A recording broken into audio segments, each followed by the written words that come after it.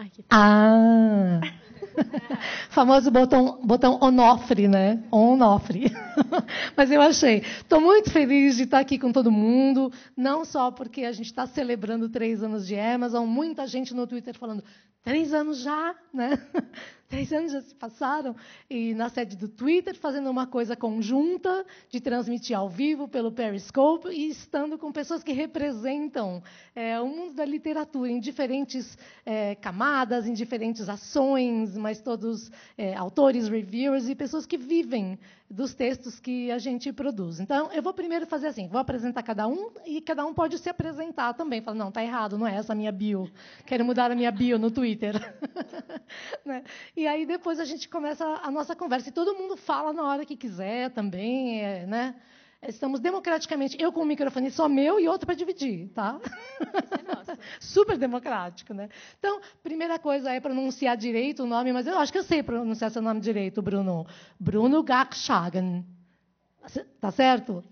E você é autor de um livro que já está aqui para mostrar, que é Pare de Acreditar no Governo. Quero dizer que governo como um conceito geral, né? De uma forma geral. E a primeira coisa que eu vou te perguntar já assim, rapidinho. Quando você diz pare de acreditar, qual é a reação dos leitores para uma ordem de comando tão grande assim? Quer dizer, quando você vê esse título, pare de acreditar, você fala, ai meu Deus, qual é a primeira reação que acontece quando a pessoa lê o título? Ela pega para querer saber e entender? Bom, obrigado pelo convite, é um prazer estar aqui. O título foi propositadamente escandaloso, panfletário, assim, para me chamar a atenção, né? E, obviamente, o que tem acontecido no Brasil nos últimos anos já ajudou muito. Aliás, na próxima edição eu preciso até fazer um agradecimento especial ao atual governo, porque impulsionou muito as vendas para a desgraça do país, mas para a sorte do livro. Mas essa coisa de chamar a atenção, né, o pare de acreditar no governo, é justamente para que o brasileiro, o leitor, aquele que chegasse até meu livro, parasse com essa ideia de acreditar no governo como grande agente promotor de desenvolvimento social, político e econômico, né? E isso tem resultados muito sérios, né? E aí, na conclusão, eu vou apontar, depois de fazer toda uma narrativa histórica, o livro começa em 1500, passa por todos os governos que nós tivemos ao longo da nossa história e termina com a reeleição da atual presidente da República. E, no fim do livro, eu tento chamar o leitor para a responsabilidade que nós temos para promover essa mudança.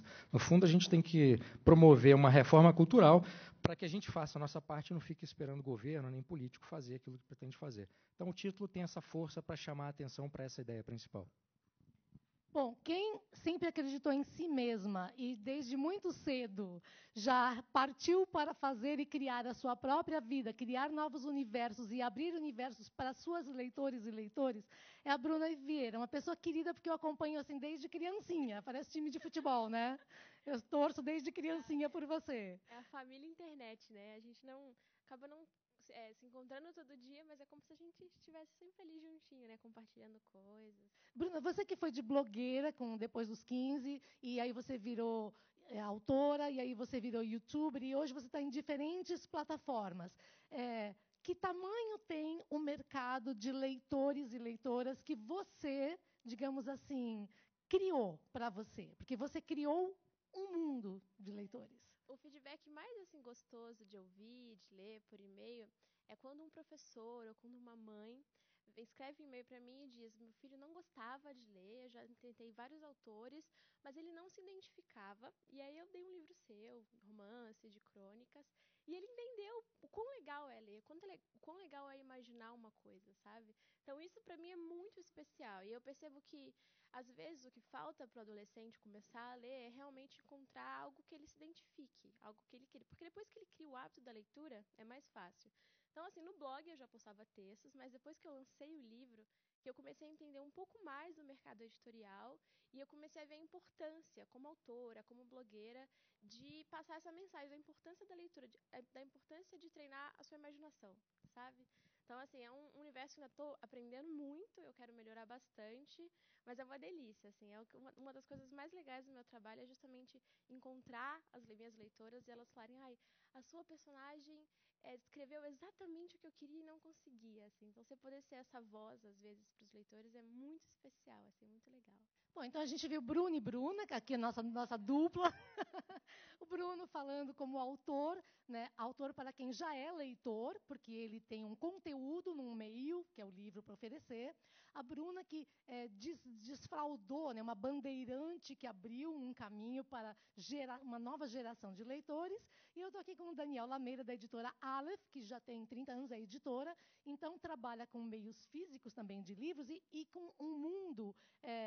Eles publicam todos os livros de Star Wars, então, para você ter uma ideia, que é uma espécie de casamento entre o cinema, né, e os livros. Os seus leitores são leitores que, ao mesmo tempo, podem imaginar lendo, mas que eles também já viram as imagens, talvez, no cinema.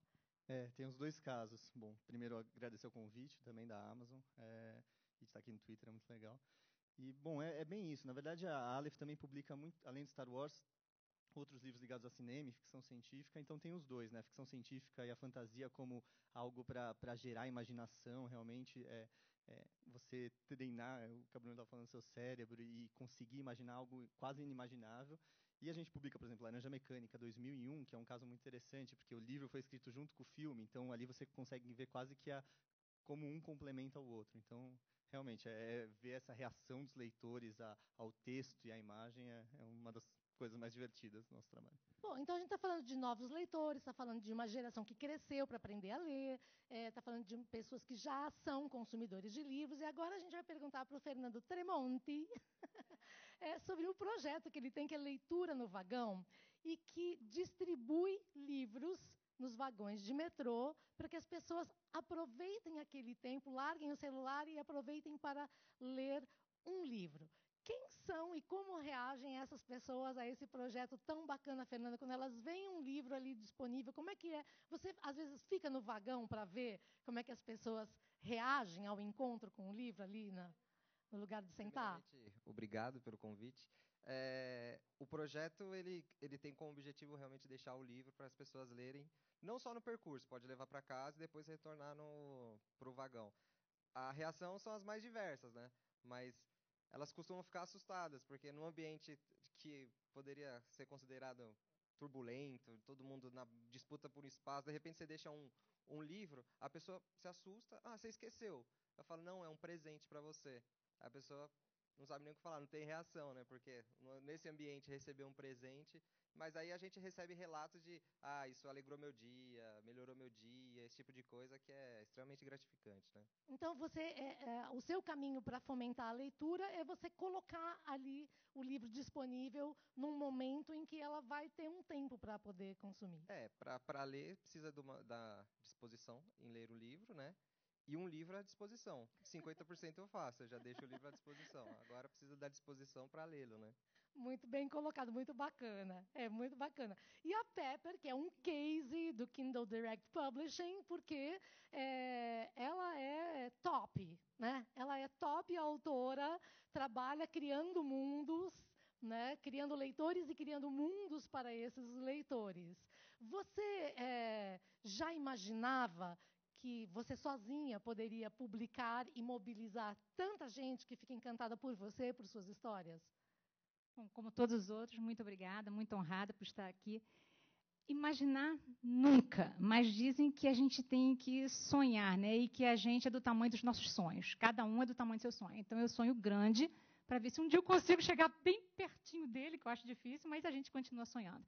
E eu nunca imaginei, mas eu acreditei, sempre desde o início. E você hoje tem uma trilogia, como é que está? É uma trilogia fantástica, pegando o link aqui com o Bruno, você pare de acreditar, o meu livro Não Pare.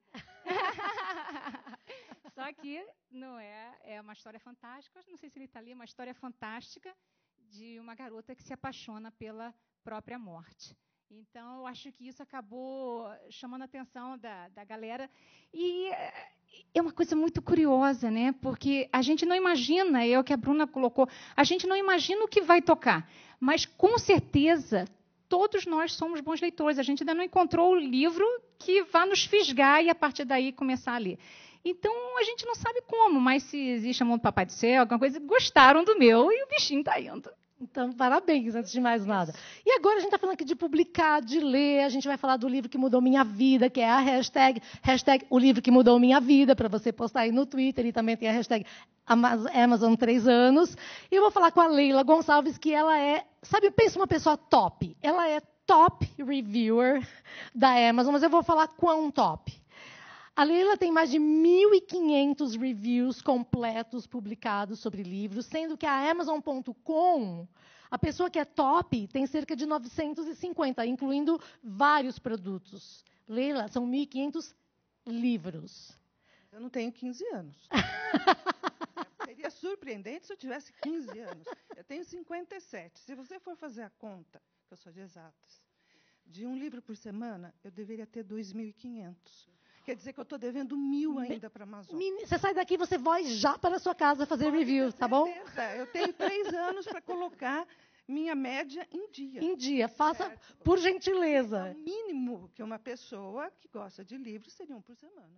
E fazendo reviews e lendo tantos livros, o que você pescou? Porque é uma coisa que, se você é top, só você tem esse número, você pode, de fato, ver aonde que a coisa pega. Quer dizer, aonde está, não a magia, mas quais são os 3 ou 4 pontos que capturam a paixão dos leitores, a ponto de fazer com que ele volte para lá. Eu me pergunto todo dia, porque eu tenho um irmão 1 ano e meio mais novo do que a mesma paixão que eu tenho pelos livros, ele não tem. E nós tivemos a mesma educação, a mesma formação, saímos do mesmo lugar. Sabe? Quer dizer que eu não tenho a menor ideia o que faz um leitor. Sabe? Agora, eu só sei que é um amor irremediável, sabe? Porque não tem jeito, uma vez que você gosta de ler, não há como não ler. Sabe? Qual é o livro que mudou a sua vida? Hashtag o livro que mudou minha vida. Eu não tive livro, eu comecei a ler com 4 para 5 anos, e desde então eu venho envolvida nesse mundo. Quer dizer que eu posso dizer que eu sou um tanto quanto promíscua, eu tive vários amores, vários livros durante a minha vida. Sabe? Ultimamente eu estou apaixonada por Vida e Destino, do Vassili Grossman, que eu acabei de ler nesse final de ano, encerrei meu ano com ele e fiquei apaixonada por ele. Sabe? Mas logo, logo, eu já estou sentindo que meu coração está batendo para outros lados. Olha, que é isso mesmo, mas essa infidelidade que a gente tem faz parte. Essa infidelidade que me faz com 1.500 comentários. E o livro que mudou a sua vida, Bruno?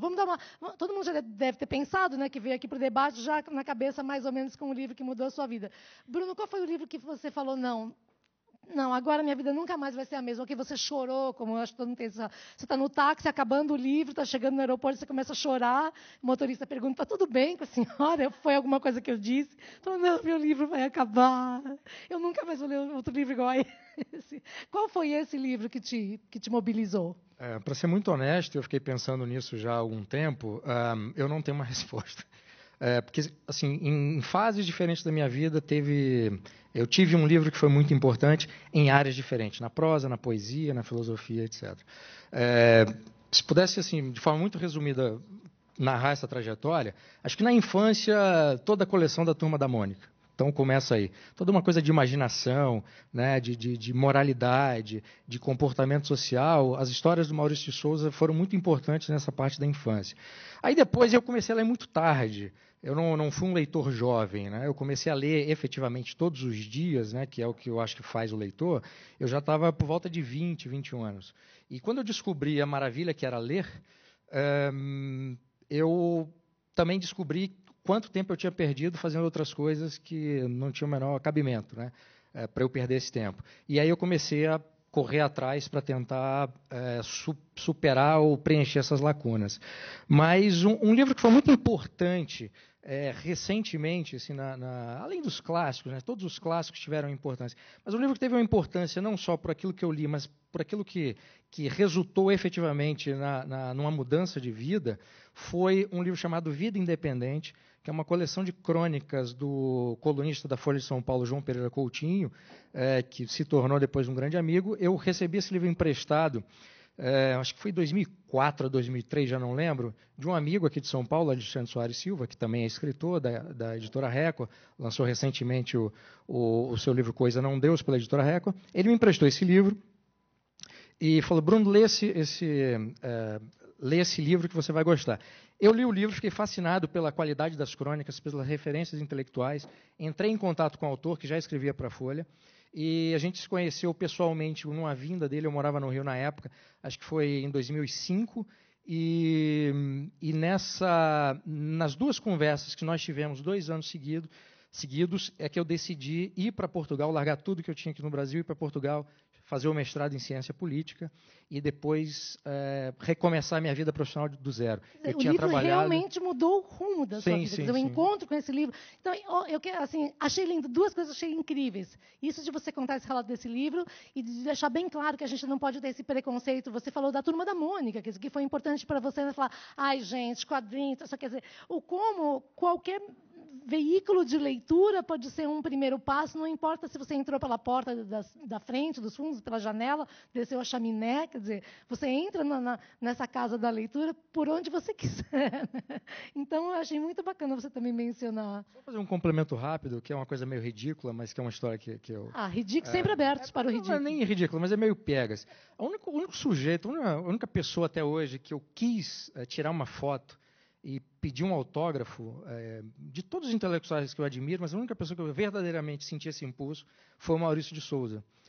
E eu estava em Lisboa, morando em Lisboa na época, foi em 2007 ou 2008, já não lembro. Ele estava dando autógrafos numa livraria em Lisboa, e quando eu o vi sentado numa mesa, eu fiquei paralisado. Eu não tive coragem de chegar perto e pedir um autógrafo. Então, espero que um dia eu consiga fazer isso, mas dessa vez eu não consigo. Fica aqui o apelo para Maurício de Souza. Assim, Maurício, se você quiser vir agora aqui para o Twitter, estamos aqui na sede do Twitter em São Paulo, você acha facilmente. Venha para cá, uma oportunidade de fazer um encontro. E eu tive a honra de conhecê-lo numa Bienal. Ele estava na mesma inveja, sala. hashtag inveja. E assim, ele foi tão fofo. Eu fiquei perguntando sobre os personagens. Falei, é verdade que a raça daquele cachorrinho é tal, ele é, e não sei o quê. Um fofo, assim. Eu fiquei ainda mais fã quando eu o conheci pessoalmente. Assim, muito legal, muito legal. E o livro que mudou a sua vida? Você... Não, eu vim pra cá pensando, não tá, gente, que livro que eu respondo, porque é o que ele disse, cada fase tem um livro que marca, assim. Eu acho que principalmente na adolescência, que agora eu não sou mais adolescente, mas até outro dia eu era, eu acho que na adolescência os personagens dos livros, eles vão se tornando seus amigos, porque como no meu caso eu era super tímida, não tinha muitos amigos, então eu aprendia muito sobre a vida lendo histórias. E uma das primeiras autoras que assim me fisgou foi a Marta Medeiros, que eu gosto muito, e eu descobri um texto dela no Orkut, assim, um trechozinho, e falei, gente, essa frase parece que saiu de dentro de mim. E aí eu comecei a pesquisar. Tem vários livros dela que eu gosto muito, Feliz por Nada, Fora de Mim, tem vários que eu gosto muito. Eu acho que é um bom jeito de começar a ler, eu falo muito para as minhas leitoras dela, porque são crônicas, né, textos curtinhos, então, sei lá, indo para a escola, voltando do trabalho para a faculdade, são textos fáceis para começar.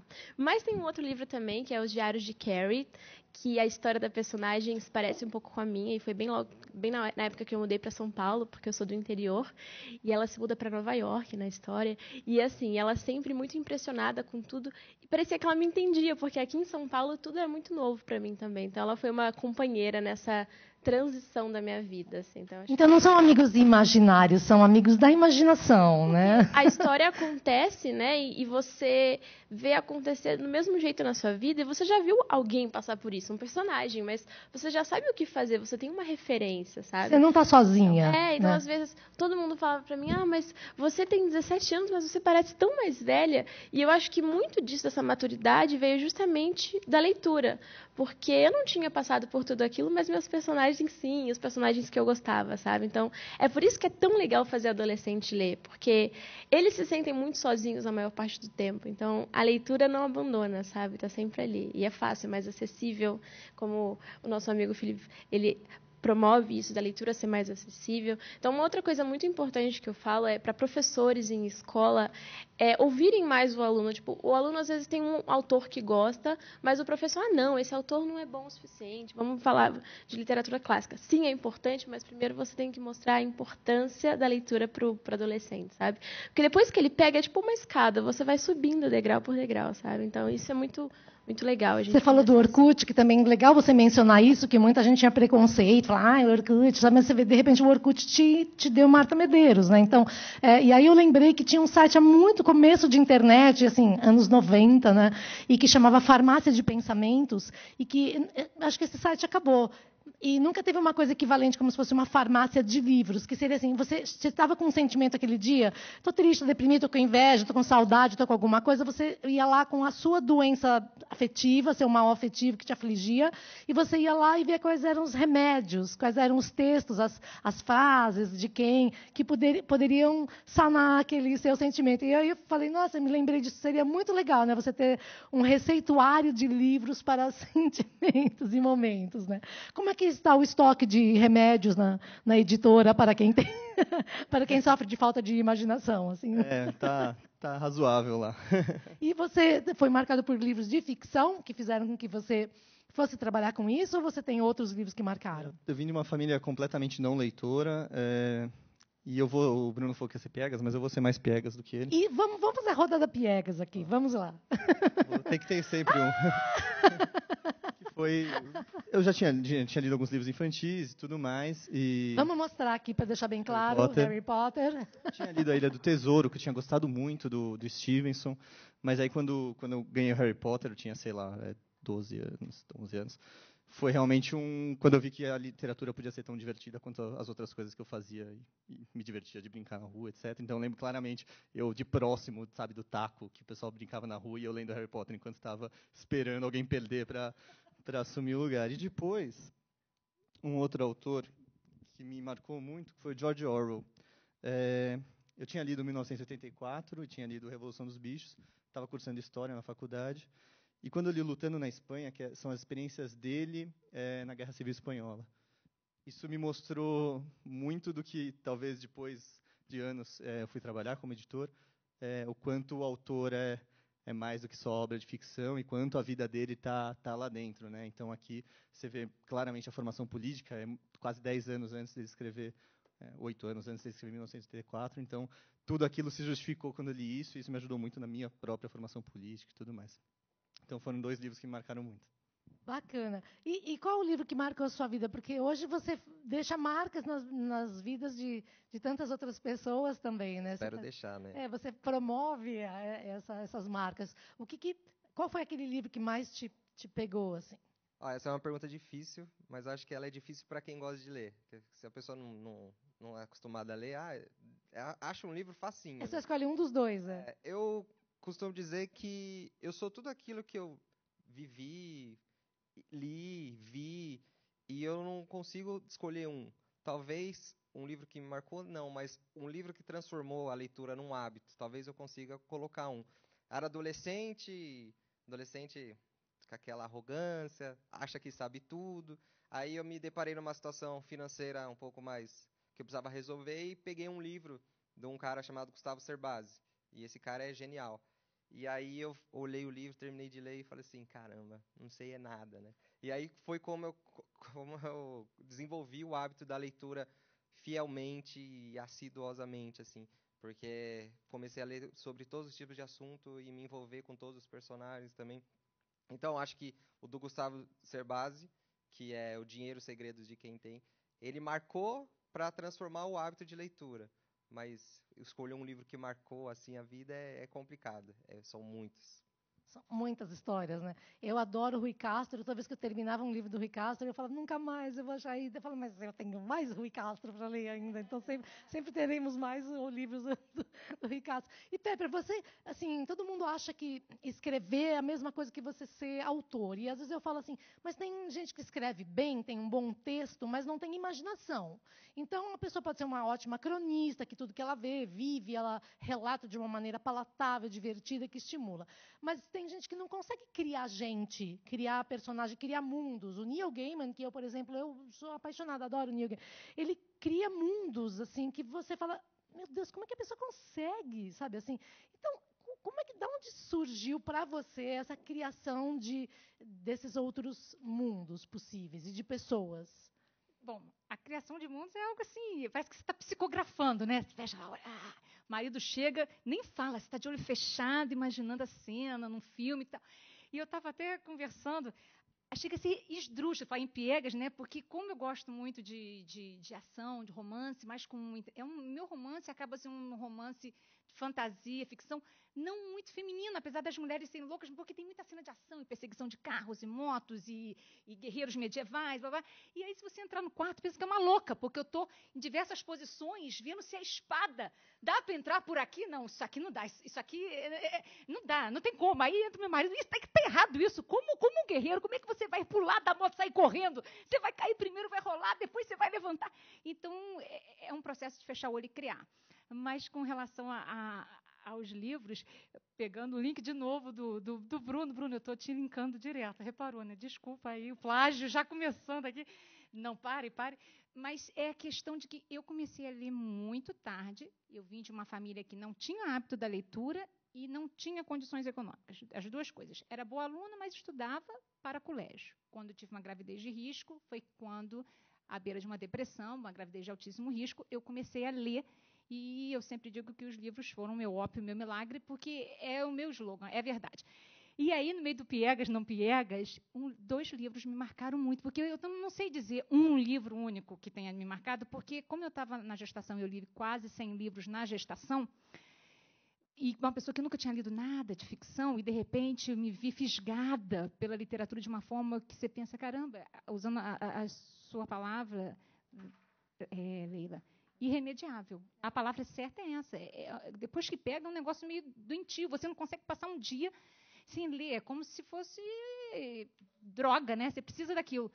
E aí juntou tudo. Aí vocês vão rir, porque teve o hábito da leitura com o gostar, com o delirar. E como veio tudo junto, eu não sei dizer qual, mas eu sei que na mesma época da gestação, na mesma semana, eu li Crepúsculo, li Oscar Wilde, li A Menina que Roubava Livros, do Max Uzak. Então, você fala, peraí, Crepúsculo me deu o hábito da leitura. Então, eu não posso falar mal de algo que me deu o hábito da leitura.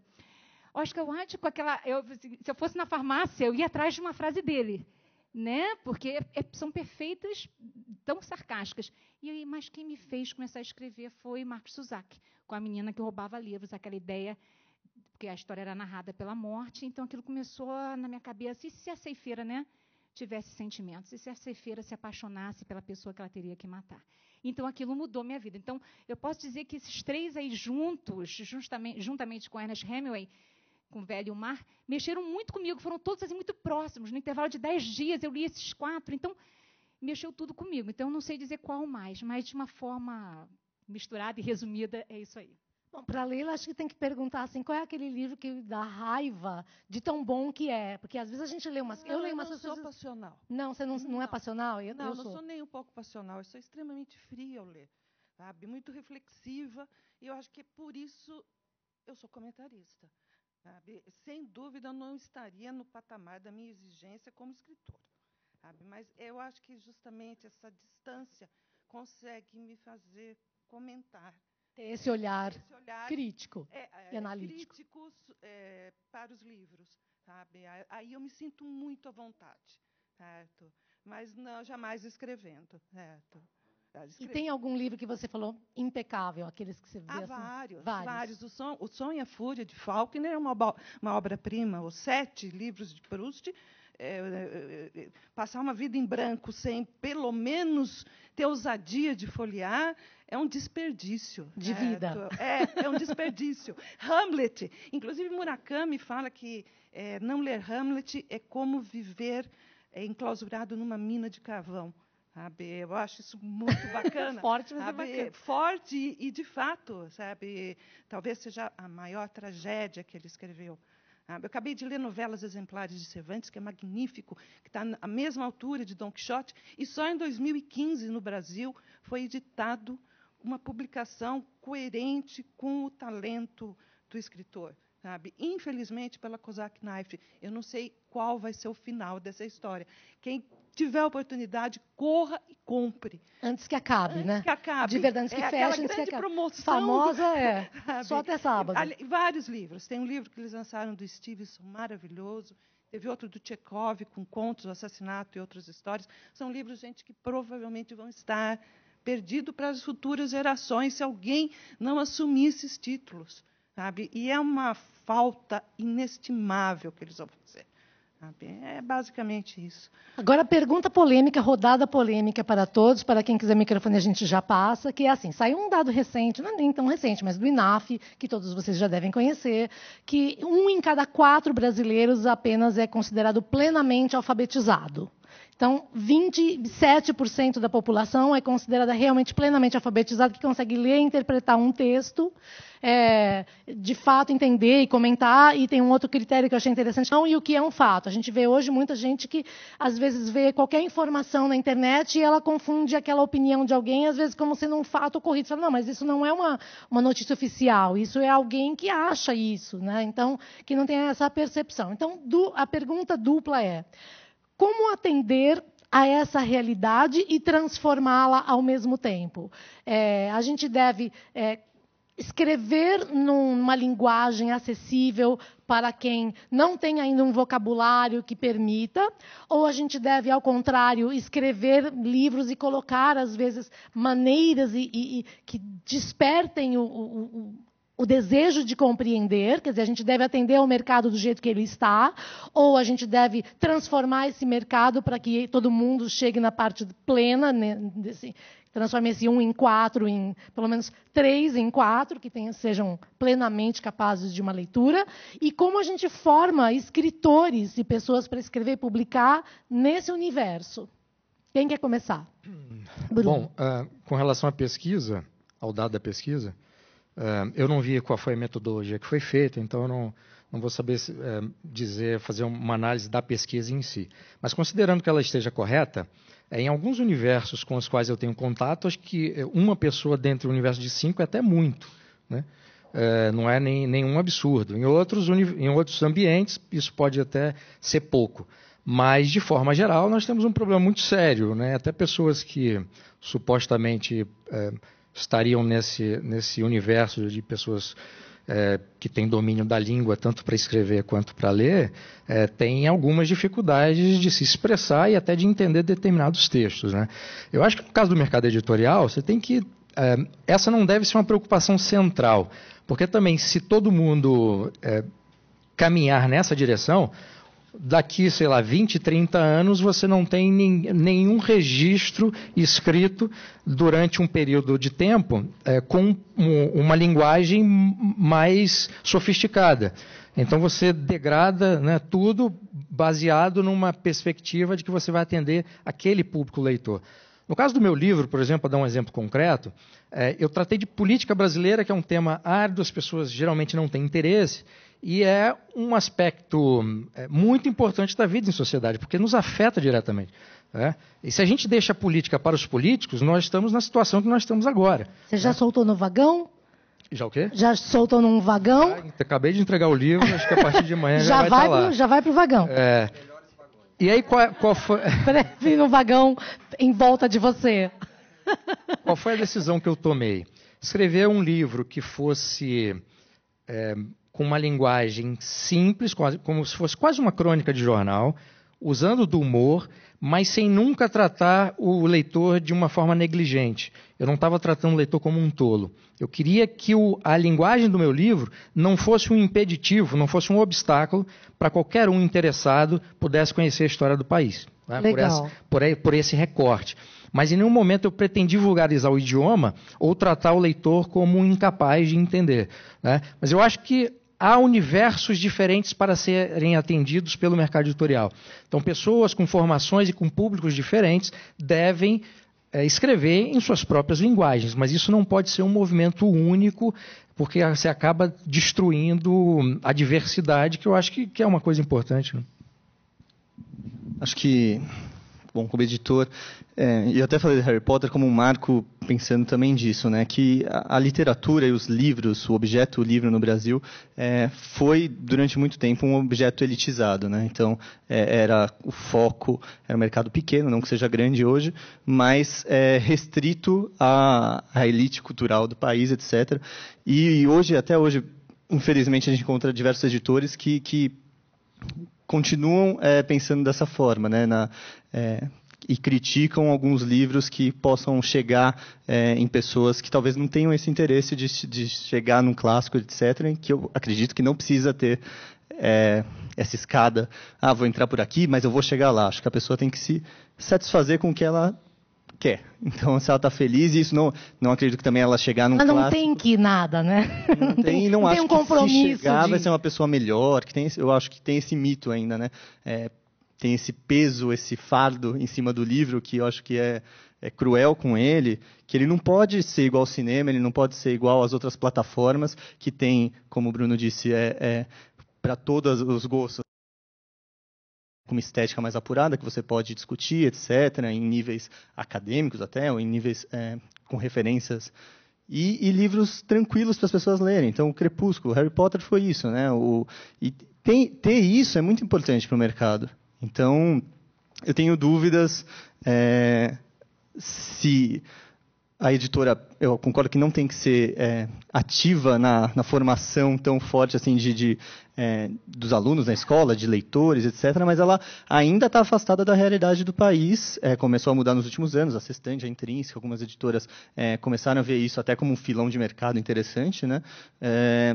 Mas falta ainda o editor ou os escritores, etc., saírem desse pedestal cultural, etc., para entender que tem pessoas que querem dialogar de outras formas, não como elas querem dialogar, não a ditadura, né? Isso que você falou, para muita gente, às vezes eu vejo assim, eu trabalhei um tempo, publicar é realmente inovadora, né? Você já passou pelas duas coisas, de publicar em editora e também fazer autopublicação? Então, Rosana, eu tenho contrato híbrido, né? Então, eu comecei com a Amazon, não sabendo nem o que eu estava fazendo. Dentista, depois que o neném nasceu, as ideias e 100 livros na cabeça e vivendo aquilo começou a pipocar, e comecei a escrever. Então, eu acho que fica difícil até para acrescentar, porque tanto o Bruno quanto o Daniel preencheram muito bem essa lacuna disso. Mas o que eu posso dizer é o seguinte, do ponto de vista do leigo, como eu, uma pessoa que está começando, 000, é um ofício. A escrita é um ofício, como é odontologia, como é medicina, como é tudo. Então, os níveis, você vai mudando os níveis, como a própria Bruna falou, e você vai crescendo e você não percebe. Então, eu vejo os meus primeiros rabiscos, quando eu botei na Amazon, eu vejo que são hoje... E vejo, caramba, eu tive coragem de escrever aquilo? Mas essa é a parte boa que você vê que melhorou, é ter vergonha de tudo que você fez. Deus permita que daqui a 5 anos eu olhe e fale, caraca, eu escrevi aquilo naquela época. Mas isso serve para mim e para o meu público, porque talvez eu mantenha o meu público e o meu público amadureça comigo nesse meu ofício. Talvez não. Talvez com esse meu amadurecimento eu até mude um pouco de público e aquele meu público seja abocanhado por um outro autor e eu venha pegar um outro público. O que eu acho que é importante é você ter a sua voz e não imitar ninguém. Isso para mim é tudo. Um bom Faça a sua voz. Eu vou lançar uma outra pergunta que diz respeito ao tempo, porque vocês duas mencionaram uma coisa interessante em relação ao tempo na história de vocês. Você teve uma gravidez de risco que te imobilizou fisicamente, então propiciou a leitura. E a Leila teve um problema de saúde também, que permitiu que ela tivesse uma conjuntura propícia para o tempo de ler. O que vocês pensam sobre o tempo de ler? Eu vou contar uma rápida experiência. Tenho um blog há 15 anos e um dia eu escrevi um texto maior, nem se falava textão ainda, que hoje escreve textão. Não chamava textão, mas eu escrevi um post um pouco maior, assim, mais trabalhado no texto. E aí um menino simplesmente deixou um comentário assim, TLDR. E eu falei, o que é? Fui lá procurar, né, o que era. Era assim, too long, didn't read. Quer dizer, simplesmente, muito comprido, não li. Então, pessoas que não leem nada que não seja mais um trechinho, um parágrafo. E existe uma premência, uma urgência de tempo que as pessoas, às vezes, não é que elas não queiram ler, não saibam ler, não se interessam. Elas acham que demora, porque ler você tem que atravessar um processo. E ela quer que nem a dieta, ela quer perder 5 quilos até amanhã cedo para caber no vestido. Então, não quer atravessar o processo da leitura. E a leitura é um relacionamento, como a gente falou aqui com o autor, com a história, né, você precisa conviver. Você acha que hoje, essa pressa que a gente tem, esse tempo que a pessoa, essa agitação, essa ansiedade, ela dificulta o consumo da leitura, que exige um momento? Não, eu não acho. Eu acho que quem gosta de ler vai ler enquanto o universo estiver despencando, certo? Por exemplo, se eu estou lendo, se pegar fogo na casa, eu não vou perceber, certo? Se alguém não for me tirar no meio da fogueira, eu vou morrer, certo? Eu acho que isso depende muito da pessoa, depende do envolvimento e talvez até de alguns traços de personalidade, certo? Mas eu acho que toda essa agitação do mundo moderno em nada atrapalha ou beneficia a leitura. Eu acho que são coisas independentes. Sabe? Ou você gosta de ler ou não gosta, certo? Independente se a bomba atômica está caindo ou não. Como você, Bruna, como é que você percebe isso? Porque você tem uma internet inteira de imagens prontas, né? De vídeos e imagens prontas, e o artesão da palavra e da imaginação, ele constrói, né? Ele permite que a pessoa construa a imaginação. Então, a imaginação é mais artesanato e o vídeo é preta-por-ter, preta-assistir. Eu criei meu blog há 7 anos, e era só texto, não tinha nem foto no começo, eram pouquíssimas fotos. E com o tempo eu comecei a fotografar mais, e aí nos últimos 3 anos, eu vi que o YouTube começou a aparecer mais, as pessoas que faziam conteúdo em vídeo tinham mais destaque, elas tinham mais voz, mais pessoas gostavam, e aí eu falei, ok, eu vou começar a fazer vídeo também. Só que assim, é difícil pra mim, porque eu sou um pouco tímida ainda, mas aí eu comecei a fazer vídeo. E hoje eu faço, acho que 50-50, assim, eu faço vídeo, mas eu também valorizo muito o texto. Por mais que, às vezes eu falo do mesmo assunto de 2 jeitos diferentes, no texto e em vídeo. O vídeo vai alcançar mais pessoas. Porém, eu acho que no texto é diferente o jeito que você tem mais detalhes, você se preocupa com a estrutura. E quando você entrega um vídeo, às vezes a pessoa assiste o vídeo fazendo outra coisa, nem está com a página aberta e tal. Então, assim, isso é uma preocupação, eu até estava falando esses dias sobre isso, é uma preocupação muito grande que eu tenho, porque eu percebo que as minhas novas leitoras, que hoje têm 12, 13, elas não gostam mais de ler, assim, no blog. Elas falam, não, ok, vi que você fez o texto, mas faz um vídeo do mesmo assunto, por favor. Mas o texto, não, mas eu quero vídeo, entendeu? Então, assim, como criador de conteúdo, eu acho muito importante, por mais que o mercado esteja indo para vídeo, você voltar ao seu público, porque se você cria um conteúdo de qualidade em texto, mesmo que ele não alcance tantas pessoas, as pessoas vão até ele e vão voltar com o hábito, sabe? Porque eu concordo com o que ela falou que quando você é mais velho, se você gosta de ler, você vai ler em qualquer lugar, pode estar acontecendo o que for. Mas agora, e quando você está começando a ler? Quando você precisa criar esse hábito em você? Como você faz? Porque se tem tudo que você precisa em vídeo, você não vai ler, entendeu? Alguém precisa te falar, olha como é legal ler. Porque você usa a sua cabeça, você usa a sua imaginação. O vídeo é o trabalho do editor, o ângulo ali, mas não tem essa proposta incrível que tem o texto. Eu pensei em começar a fazer um Periscope lendo.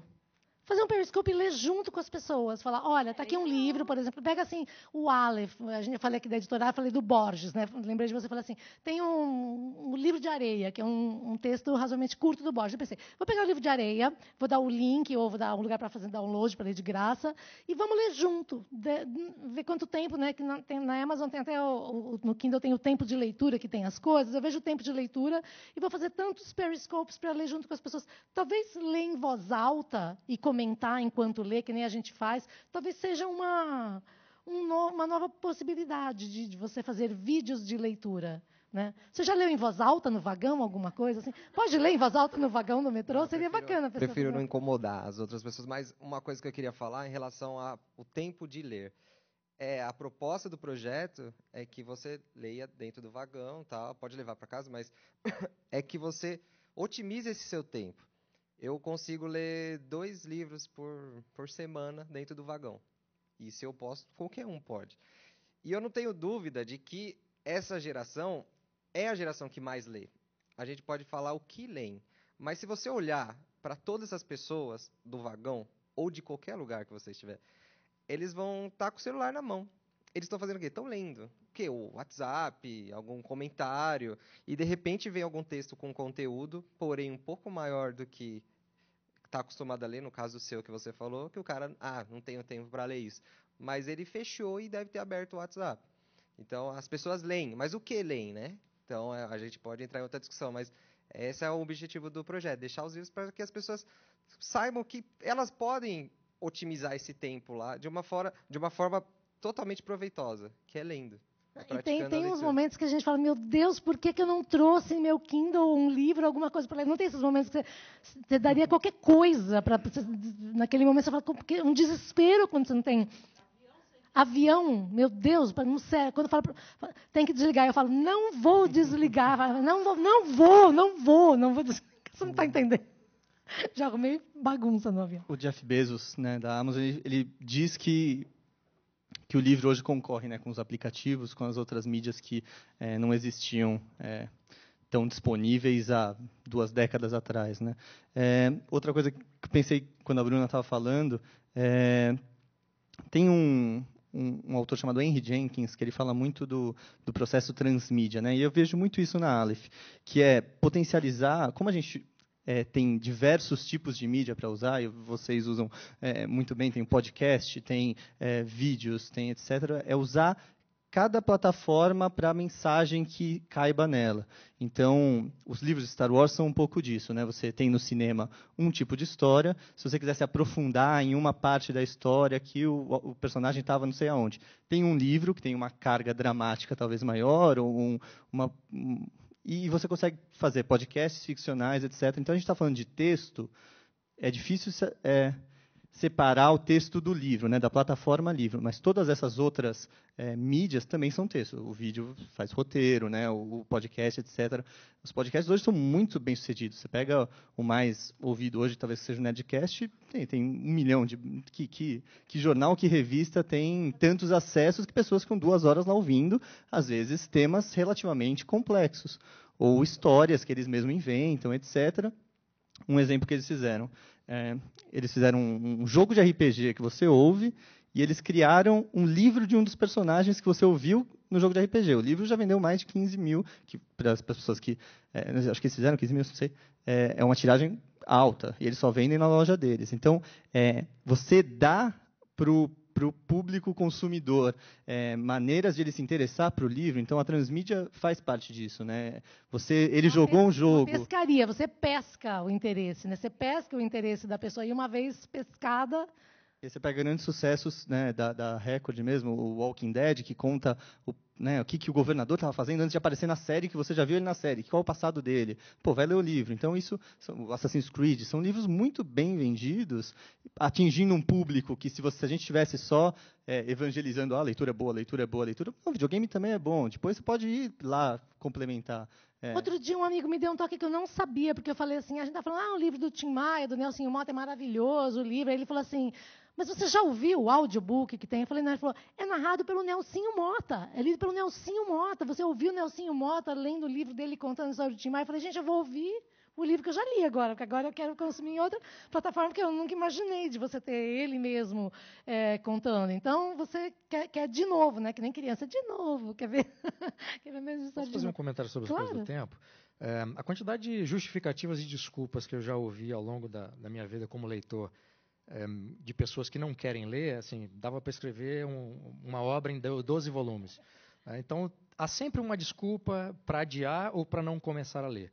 Uma dica que eu sempre dou para aquelas pessoas que gostam de ler é leva o livro em todo lugar que você vá.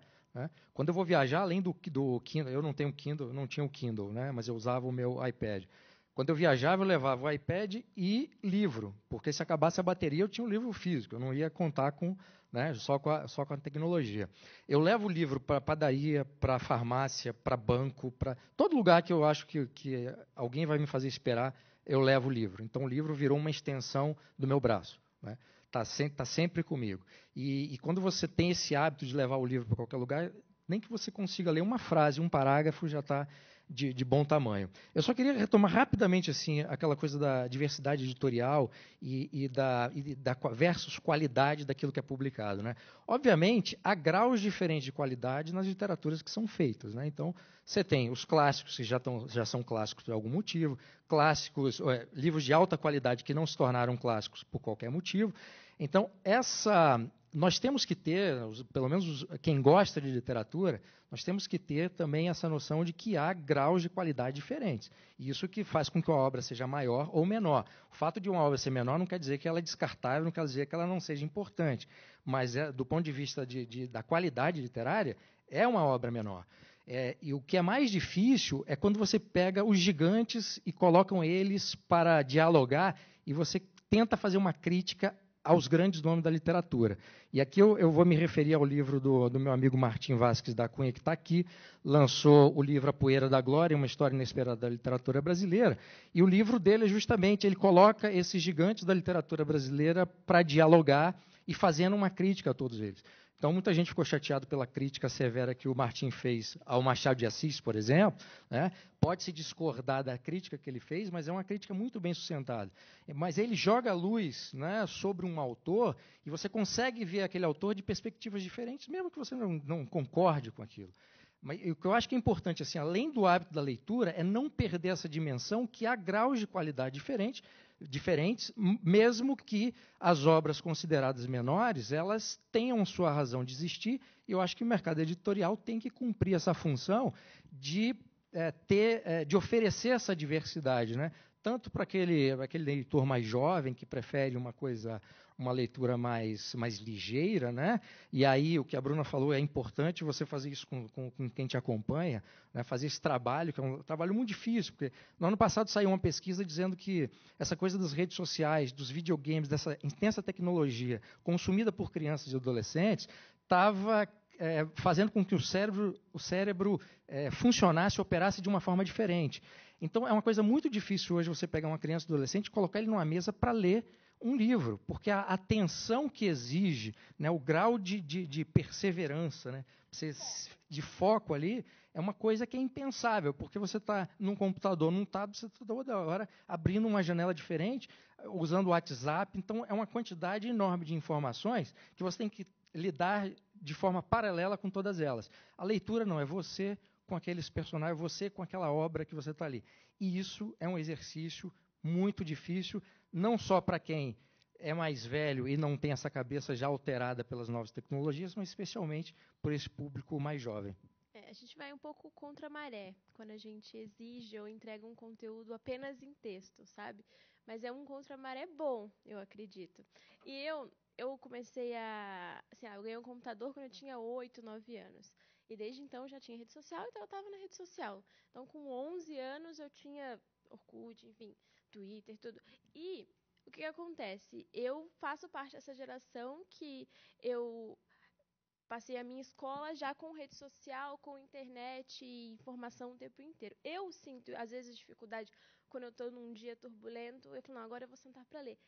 Às vezes eu não consigo, porque é tanta coisa acontecendo e quando você está num computador, numa rede social, você tem muita informação. Então, assim, se a gente não treinar o jovem para parar em algum momento e pensar só naquilo ter o foco, depois de mais velho, acredito que seja impossível. Assim, eu ainda peguei um pouco dessa transição, mas imagina agora quem está aprendendo a ler e escrever com tecnologia, com rede social, com esse tanto de informação ao mesmo tempo. Esse é um papel dos pais, dos professores e dos criadores de conteúdo de internet, sabe? Isso vem junto com uma coisa, eu falei que talvez para mim é o maior momento de eureka, de insight da minha vida, porque eu adoro ler e escrever e fazer tricô. Eu faço muito bem tricô, desculpa, gente, chupa a sociedade, mas eu faço muito bem tricô. O dia que eu achei que eu só sabia fazer duas coisas e descobri que eu só sabia fazer uma, porque tecer e texto é a mesma coisa, porque texto é o particípio passado do verbo tecer, se eu tivesse tecido ou se eu tivesse texto. Então, texto é um tecido. Então, ler é você... Se você puxar um fio de tricô, um fio de lã, você vai fazendo assim, vai puxando. É exatamente o olhar na leitura, é como se fosse puxando o fio da meada. E todos os termos ligados à construção de um texto estão ligados à tecelagem, como perdi o fio da meada, a trama... Não tem necessariamente que reprimir ela e se entender. O Humberto Eco diz, até ele conta uma história que, quando começou os livros e a prensa de Gutenberg, etc., um crítico da época, um escritor da época, nem era escritor, não lembro, mas ele fala que as grandes peças arquitetônicas iam acabar, porque as pessoas agora podiam se satisfazer com letras numa página e não mais contar histórias em edifícios gigantes. E é o que aconteceu, e não necessariamente isso é bom ou ruim. Hoje a gente continua visitando as catedrais, etc., da época. Mas lutar contra a corrente, eu tenho dúvida se funciona de alguma forma. Bom, você discordou, mas você falou de outra coisa. Eu estou falando em níveis de qualidade de uma determinada obra literária. Você falou daquilo que emociona. Nem sempre uma grande obra literária, né, de vários pontos de vista, e a crítica literária tem instrumentos para definir, né, o que é uma obra menor ou maior, não necessariamente uma grande obra literária vai emocionar um leitor como uma obra menor. Isso, quer dizer, são coisas diferentes, né? Um grande amigo meu de Cachoeira de Itapemirim, que é a minha cidade, ele sempre me dizia que a leitura, para ele, era uma fonte de emoção. Ele lia para se emocionar, né? E tinha clássicos que ele não conseguia entrar. E essa era a expressão que ele utilizava. Eu não conseguia entrar nesse livro. Então, aquele clássico, que é uma grande obra literária e que estava num plano de qualidade superior aos outros, não conseguia estabelecer esse vínculo afetivo, essa emoção que uma obra literária menor que ele adorava conseguia. Então, são coisas diferentes. Você está discordando, mas você está tratando de coisas diferentes. Eu concordo que essa coisa de você... eu gosto de muita coisa que é considerada literatura menor, sabe? E teve livros que eu penei para poder avançar. Eu lembro de quando eu li Madame Bovary, nessa época, 21, 22 anos, até a página 100 eu achei aquilo uma chatice. Depois teve um clique que o livro... né, e aconteceu isso também com Os Sertões, do Euclides da Cunha, né? Então, vários livros eu tive que insistir para conseguir entrar naquele universo, né?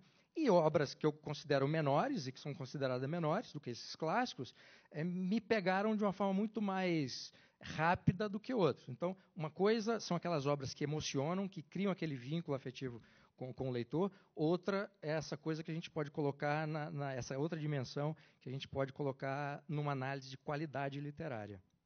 Eu só gostaria de citar uma coisa. Primeiro, é a temporalidade do livro. Dickens era subliteratura no século passado. Assim como Flaubert vendia muito mal, sabe? Alexandre Dumas, sabe? O problema do clássico aí chega na crítica literária e no comentarista. É como você apresenta para o leitor. Crime e Castigo é um romance policial, sabe? Se você conseguir passar essa ideia para o leitor comum, que ele vai encarar um senhor romance policial, onde um investigador extremamente astuto vai colocar na parede um criminoso, talvez seja mais fácil para ele compreender do que você passar a mensagem do homem extraordinário e Napoleão Bonaparte. É como você apresenta o livro. Isso é fundamental. É facilitar o livro para o leitor. Isso ninguém faz. A maioria complica o livro para o leitor. Qualquer um lê qualquer coisa, desde que você apresente direitinho, que você saiba encaminhá-lo. Leia isso antes, procure, pesquise isso, depois chegue nesse livro. Muitas vezes o livro não é o caminho direto, é o caminho indireto que você chega nele, pelo caminho indireto, sabe? Então, boa literatura e má literatura é relativo, sabe? E todo mundo lê qualquer coisa. Eu cheguei a essa conclusão. Basta saber levar, apresentar para a pessoa da forma correta.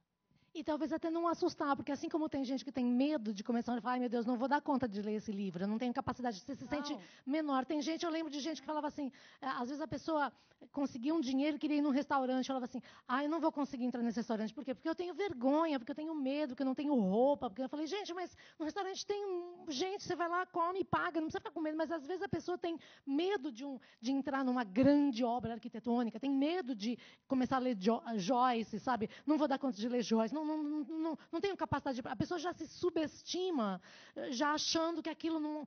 Ela é pouco para aquilo. Então, eu acho que isso é uma coisa que você pode... Exatamente. Então, você tem que chegar e falar, olha, deixa eu contar uma coisa para você. Eu lembro que uma vez também, logo no começo da internet, hoje eu estou saudosista, e tinha alguma coisa assim que era Joyce for Dummies, ou era alguma coisa assim, Ulisses for Dummies. Então, tinha uns quadrinhos, mas bem assim, eram uns quadrinhos que você ia vendo o que aconteceu naquele dia, tudo aconteceu num dia só, e você... E depois que você vê os quadrinhos, você fala, gente, mas devia de mostrar os quadrinhos para as pessoas que estão assustadas com Ulisses, de que é um livro, é uma história que se passa num dia, e aí tem os desenhos. Aí ela já entraria no livro com outro espírito, você se sentir, ai meu Deus, é muito grande, eu não vou conseguir. Talvez seja desassustar as pessoas. né? De criar um ambiente de que, imagina, não fica assim, não é tão complicado assim, né? Eu concordo que essa forma de apresentação ela é fundamental. Então, se você sacraliza muito, tal livro... porque essa coisa do clássico, eu concordo. Os clássicos de hoje não eram, alguns deles não eram em suas épocas, né? E eles sobreviveram ao tempo por alguma razão. E eu acredito que seja a qualidade. Né? Agora, a apresentação da obra eu acho que é fundamental e, nesse sentido, o ensino nas escolas tem um papel muito importante. Porque você, por exemplo, hoje em dia, usar Machado de Assis, dar Machado de Assis para uma criança ou adolescente, você vai usar o Machado para matar um leitor na escola. Né? O Machado vira uma arma mesmo de matança de leitores.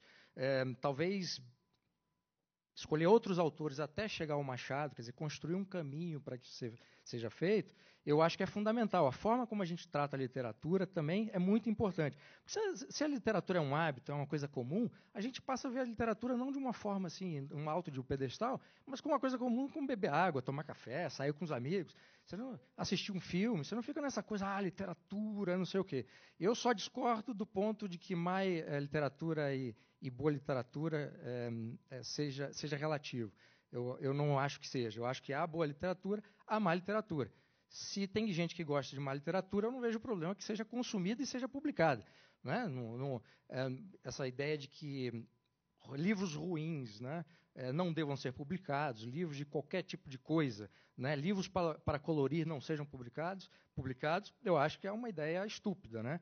Porque você tem público para todo esse universo. Mas eu acho que há esses dois níveis, a boa literatura e não. A Bruna quer falar. Fazendo um paralelo com a arquitetura, que você mesmo mencionou, é lógico que se você é um arquiteto e você é engenheiro, e você faz cálculos e você tem uma obra que se sustenta, é diferente de você fazer uma laje, um puxadinho, e você, às vezes, ou morar num container, mas são opções. Você pode morar numa barraca, você pode morar num cubo, se você quiser. Então, eu acho que quando você percebe que o livro ele tem uma carpintaria que você percebe, é bonito de ver, né? Quando você fala, nossa, que incrível essa construção. Assim como a gente está lendo, às vezes, um livro que tem incoerências, você fala, mas ele falou que outro dia tem uma incoerência. É horrível quando você acha uma incoerência na história, porque é um flaw, é um erro de construção, né? Aquela janela torta que não abre. Assim, a gente vê isso. Né? A Bruna está construindo uma casa, sabe, que fica torta, que não fecha. Então, essa é a diferença. A comparação perfeita. Assim como tem gente que acha mais bonito e prefere morar no chalé no meio da mata, tem gente que adora castelos e mansões. Exatamente. É relativo para a pessoa que prefere morar lá.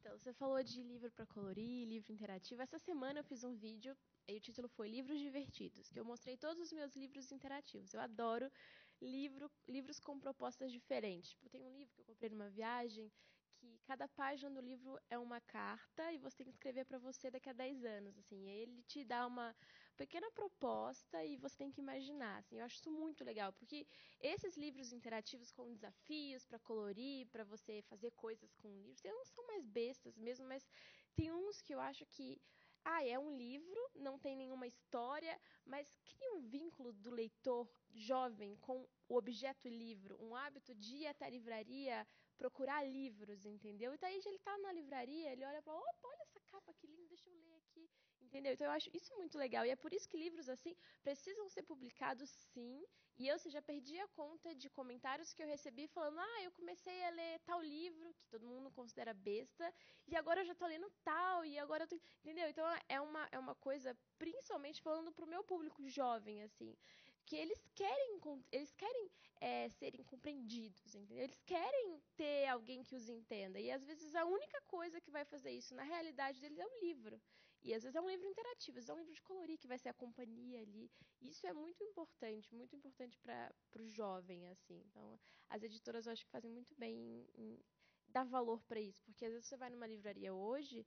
Primeira parte da livraria é só livro de colorir, só livro interativo. Bom, que bom que tá ali, quer dizer que tem gente comprando, gente dando dinheiro para a livraria, o que faz a livraria continuar vendendo e assim vai, né? Talvez a gente tenha que reolhar tudo e se despir de uma porção de pré-conceitos que a gente tem e pensar no quanto de benefício você pode levar para outras pessoas. Por exemplo, às vezes você tem alguém na sua família, geração da minha mãe, eu também cresci numa casa sem nenhum livro, então eu tenho uma paixão por livro, porque eu não tinha nenhum livro na minha casa.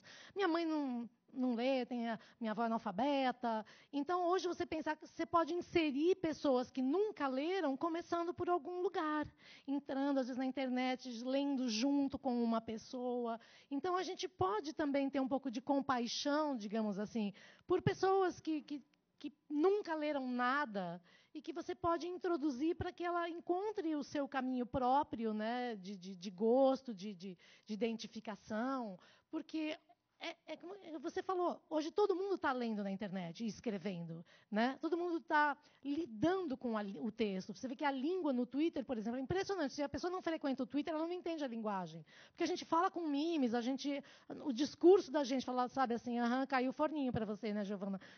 Para uma pessoa que não está quem é Giovana? Que forno? Do que você está falando?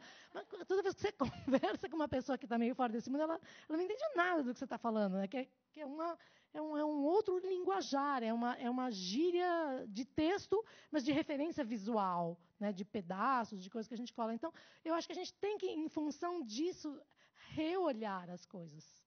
Justamente falando em reolhar, eu só citei clássicos até agora. Eu quero deixar bem claro que eu faço tricô e pinto livros de colorir. Em casa, eu tenho uma prateleira, mais ou menos dessa altura, cheias de livros de colorir.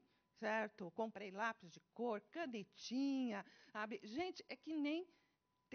Tem muitas pessoas que gostam de tomar chopp com os amigos, ir para a praia, assistir um filme. Tem gente que gosta de colorir. Certo?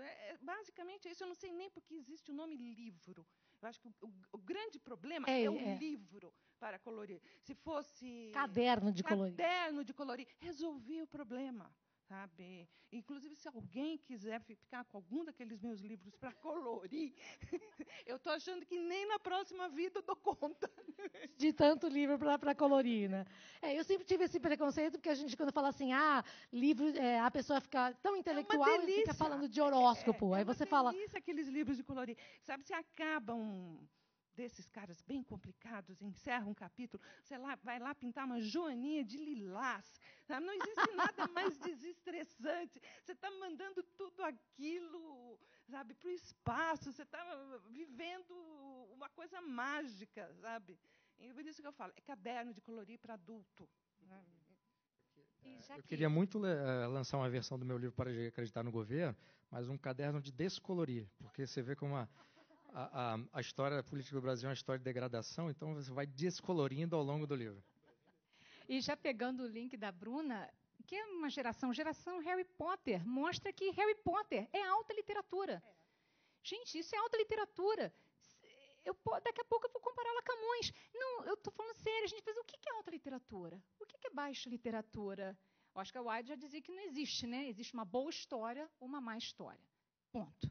Aí depois os outros, os entendidos, eruditos, que eu não sou, vão discutir o que é alta ou baixa literatura. Mas aquilo que gera multidões é alta literatura. E, se não, daqui a pouco você já começa a torcer para o seu livro não vender nada. Para virar nunca entrar na lista dos best-sellers, porque agora eu virei alta literatura. Entendeu? Porque se eu começar a vender muito, se eu for best-seller, você já não é mais alta literatura. Porque isso, alta literatura é Harry Potter para mim. Então, acho que a gente tem que começar a desmistificar isso, alta, baixa, tudo é literatura e vamos embora, vamos ver que público isso atinge, que forma isso pode mudar as nossas vidas, enfim. É isso, literatura é isso, olha, está aqui unindo a gente aqui agora, falando, discutindo, é muito mais do que isso. Acho que a gente, às vezes, está vivendo um micro... É um macro, não é micro, não é uma lente micro. A gente tem que ver mais, né? É uma paixão que está unindo a gente aqui. É mais. E às vezes, assim, a pessoa... Uma coisa que acontece muito hoje é esse processo pop, que o livro vem a partir de alguém, né? Então, às vezes, a pessoa gosta de alguém que ela vê na televisão. Ela ama aquela pessoa, ela gosta, é fã daquela pessoa. Então, quando aquela pessoa lança algum livro, ela vai atrás e vai comprar porque ela já gosta daquela pessoa. Então, qualquer coisa que ela escreva ou disser, ou seja, literatura de que tipo for, ela vai consumir em função daquela pessoa. É como se ela tivesse mais uma possibilidade de dialogar com aquela pessoa que está na TV e nunca vai falar com ela, ou está no cinema e nunca vai falar com ela. Então, ou está na internet. Então, às vezes, quer dizer... eu, particularmente, acho que a vida em rede modificou de tal maneira as nossas vidas que às vezes a gente não está acompanhando a transformação que isso já fez na gente. A Bruna é nativa digital praticamente, então ela sabe, mas essa vida em rede de conversar com todo mundo, eu não sei nenhum dado oficial, mas eu acho que uma pessoa, assim, daquela assim, cante sua aldeia, sabe? Assim, a pessoa que tinha lá na sua aldeia e morava ali naquele cantinho, o número de pessoas que ela viu em uma vida, esse número de imagens ou de pessoas, um garoto hoje vê em 3 horas. Ele vê um número de imagens em um dia que uma pessoa não viu numa vida inteira, se ela nunca saiu da sua aldeia. Então, quer dizer, a ampliação de possibilidades e esse relacionamento que a gente tem com qualquer pessoa e todo mundo, não só jogar games, mas eu acho que alterou completamente o funcionamento the way we are wired, sabe? Assim, alterou, não sei como, assim, desculpa, fui alfabetizada em inglês, né? Não sei como é que fala isso, o cabeamento mental da gente, o chaveamento, cabeamento, as ligações ali da motherboard, sabe? Da cabeça da gente. Acho que isso alterou muito.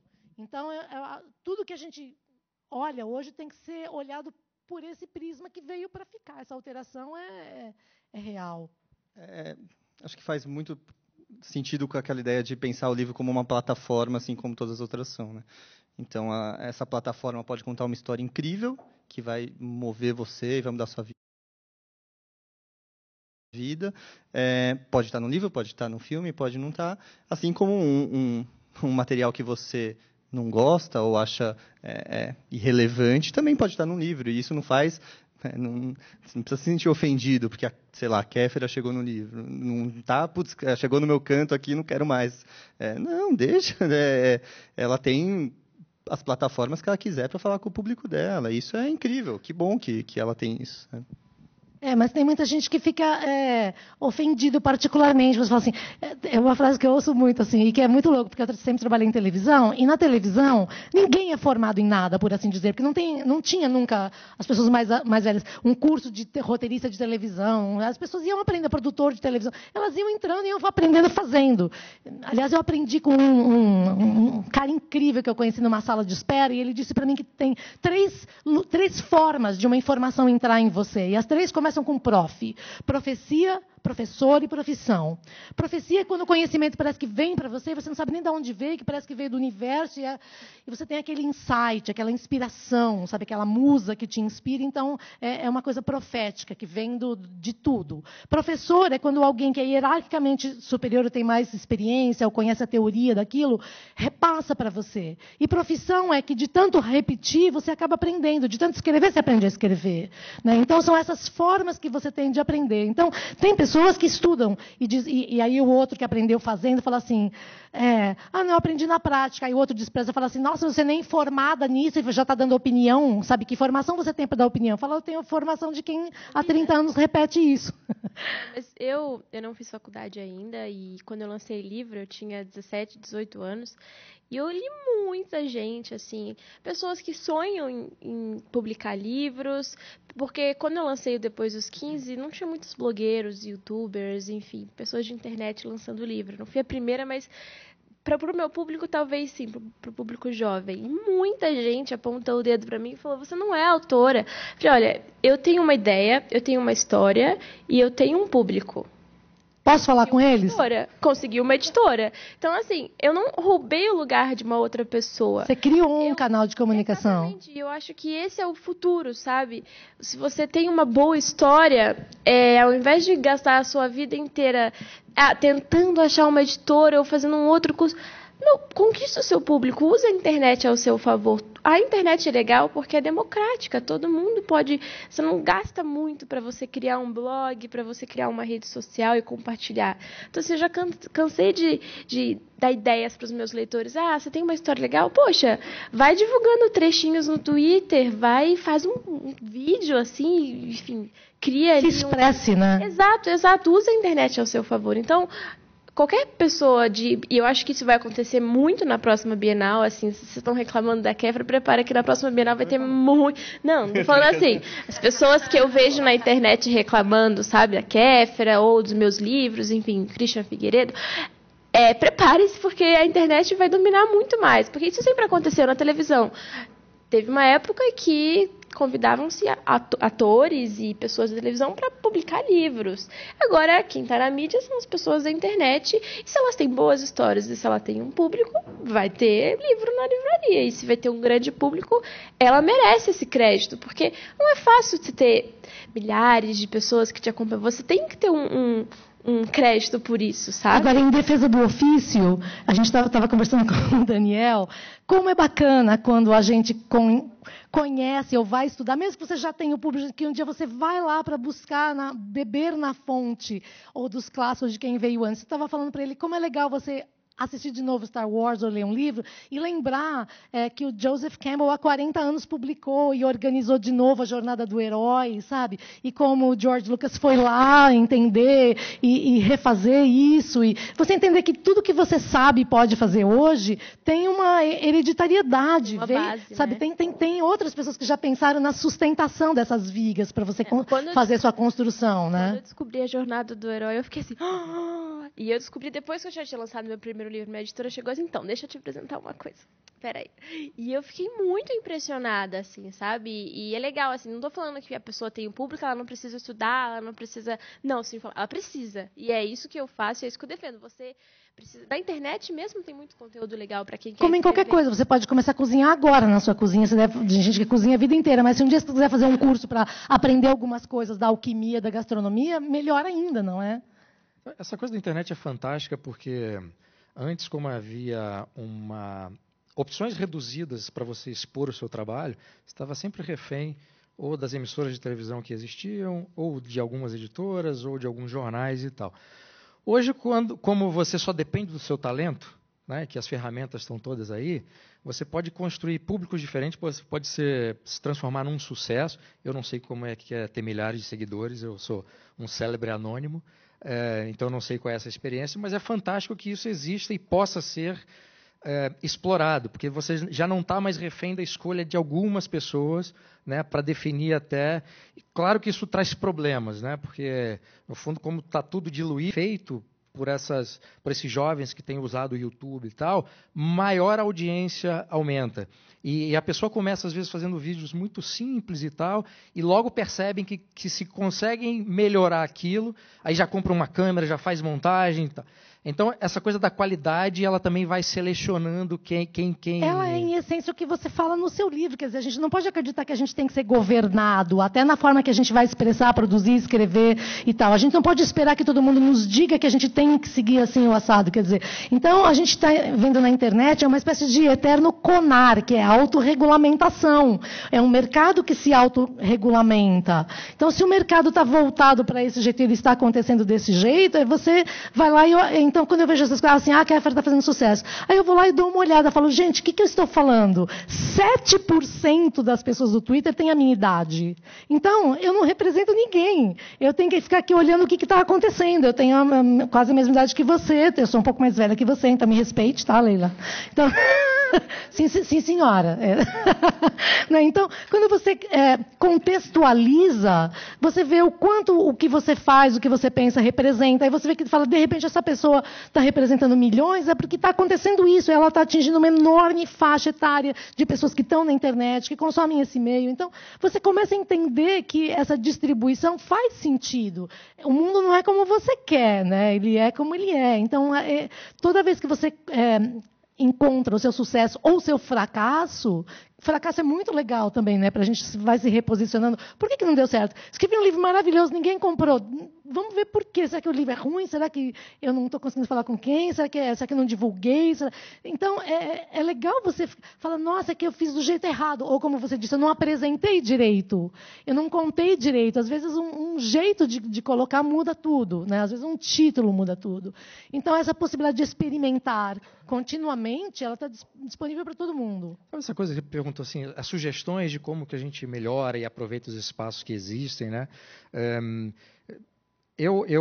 Obviamente que eu gostaria que mais pessoas, e certamente há milhares de pessoas no Brasil que fazem isso, mas eu sempre tento influenciar positivamente pelo menos aquelas pessoas que estão à minha volta ou aquelas pessoas que se aproximam pedindo alguma orientação. Como a gente tem uma quantidade enorme de informação, muita coisa acontecendo e tal na internet, eu sinto que muita gente procura por orientação. Por onde que eu começo? O que eu leio? O que eu vejo? Tal. E eu respondo muitas mensagens nesse sentido, assim, orientando. Assim. Qual livro que eu leio antes de chegar à Ilíada, por exemplo? Essa coisa do Dostoiévski, que foi citado, Crime e Castigo, cara, é um livro que eu adoro, um dos livros da minha vida. Assim. Crime e Castigo. Depois eu até gosto de outros. Demônios, para mim, é uma obra-prima do Dostoiévski, mas o Crime e Castigo teve uma importância assim, vital. E é engraçado, assim, porque o Crime e Castigo que depois me fez entender os 2 filmes do Woody Allen, Crimes e Pecados e o Match Point. Né? Então você pega as relações. No caso do Harry Potter, tem um negócio fabuloso, assim, essas coincidências, né, que o universo parece que conspira de alguma forma. Né? A autora do Harry Potter morou uma época em Portugal. E eu morei em Portugal durante 2 anos, né? E tem uma livraria no Porto que, segundo diz, ela frequentava lá, que é a Lelo e Coimbra, irmãos Lelo. E ela constrói toda aquela história dentro de um lugar, né? E parte das filmagens foi em Oxford, na Universidade de Oxford, na sala no dining room do fosse um caminho, né, o Harry Potter, o interesse dele, fosse um caminho para ele se interessar por Oxford. No caso de outra literatura, que é aquele personagem dos raios que eu nunca... Percy Jackson. Ele é adorável, eu comprei lá para ele e tal, adorava aquilo. E, a partir daquelas referências da mitologia grega, eu comprei um dicionário de mitologia grega, dei para ele, e depois dei a Ilíada e a Odisseia. Porque quando ele fosse ler, ele ia entender todas aquelas referências. Então, a forma como você orienta, seja seu filho, amigo e tal, faz muita diferença. E os pais, nesse sentido, têm uma responsabilidade muito grande, que estão abrindo mão para que a escola, o professor, cuide. Os pais no Brasil estão delegando a responsabilidade que têm da educação em casa. A escola não é para educar, a escola é para ensinar. Se contribui com esse todo, né, educação lato sensu, ótimo, mas a responsabilidade de educação é dos pais. E os pais têm que assumir isso e influenciar na leitura é um papel dos pais e a escola pode complementar e contribuir, mas não é a função primeira. Precisamos de um Waze da literatura. Então, mas combina muito com isso que você estava falando dos gateways, né, que hoje as pessoas não têm mais, né, também fui alfabetizado em inglês, esses portões, né, que antes eram as editoras, as emissoras, etc. As pessoas podem divulgar seu próprio livro, escrever no blog, fazer seu podcast, etc. Aí, trazendo para mim, né, qual que vira o papel da editora, né? Porque a editora era essa pessoa que validava o que valia a pena ou não, né? Então, é uma coisa que a gente pensa muito, como ser talvez o Waze como reapresentar esses livros. Então, por exemplo, a gente relançou agora Jurassic Park, que era um livro que estava em catálogo por outra editora, publicada um livro de bolso e tudo mais. A gente relançou, até mais caro, mas com um pós-fácil, com uma borda pintada, etc. E o livro entrou em lista de mais vendidos e tudo mais, foi super bem. Retomou a discussão até por causa do filme. Então, eu vejo muito a editora hoje e esses né, o HuffPost, etc., como novos curadores e também produtores de conteúdo. Eu não posso só pegar, e a KDP está aqui para me mostrar isso, eu não posso só pegar o livro e botar no papel, porque a pessoa pode ler na internet, a pessoa pode ler em qualquer e-reader. Então, se eu quero imprimir aquilo de um papel, eu acho que eu tenho que dar um conteúdo a mais. Seja um extra no Laranja Mecânica, que a gente lançou, que tem as escritas do próprio autor, com os desenhos que ele fazia na época, ilustrações, uma edição que dê algo a mais para aquela pessoa querer ter o livro, e uma versão digital que ainda hoje é pouco representativa comercialmente, né? Então hoje representa em média de 3 a 4% do faturamento de uma editora. Assim que eu acredito que o mercado vá fazer isso ficar mais interessante daqui a alguns anos, mas também pensar como que o digital pode interagir de forma diferente, assim como o papel. A Intrínseca acabou de lançar o S do J.J. Abrams. Pensamento, eu ia falar nesse momento que assim, a coisa mais incrível que eu comprei na Amazon foi o S do Navio de Teseu, do J.J. Abrams, que eu nunca, não tem no mundo. Um amigo meu falou assim para mim, não existe no mundo um outro livro igual a esse livro, a forma, você tem que comprar, você tem que comprar, você tem que ver, não adianta eu falar, eu comprei, e agora eu falo assim, você tem que comprar esse livro, porque esse livro não dá nem para falar o que é o cara concebeu esse livro, não é possível esse livro, não é possível esse livro. Depois vocês vão comprar esse livro, vocês vão dizer para mim, você tinha razão, porque não é... É inacreditável. Vou explicar para os amigos que estão assistindo. É um texto, né, como se fosse um livro, Navio de Teseu, que 2 pessoas pegaram emprestados e começaram a fazer anotações. E você vai acompanhando tanto a história do livro, quanto a anotação desses leitores e algumas coisas encartadas que dialogam com a história do autor. Quem que era esse autor que os leitores que estão anotando querem descobrir? Então, são 3 histórias ali que não daria para fazer outra forma que não um livro físico. Mas isso também pode ser potencializado depois de formas diferentes para um e-reader, etc. E aí, quem faz a curadoria? É você que faz a curadoria dos livros que você lança no Vagão? Como é que funciona? As pessoas doam os livros e você diz... Eu personalizo com uma etiqueta, falando esse livro também é seu, um folder do projeto e um marcador. E eu recebo bastante doação e uma das ideias do projeto também é tornar os autores e autoras independentes mais visibilizados. Visibilizados.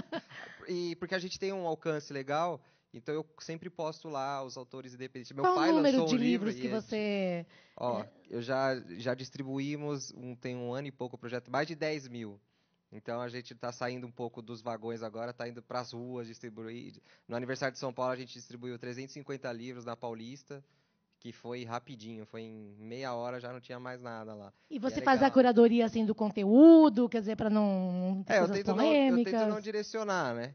Então, cada um vai ler Crepúsculo, Harry Potter, vai ler qualquer coisa. Então, eu não direciono. Eu acredito que a pessoa vai se identificar de alguma forma. Então, seja pela capa, seja pela alguma arte que tem nas folhas, que você falou que tem o do Jurassic, né?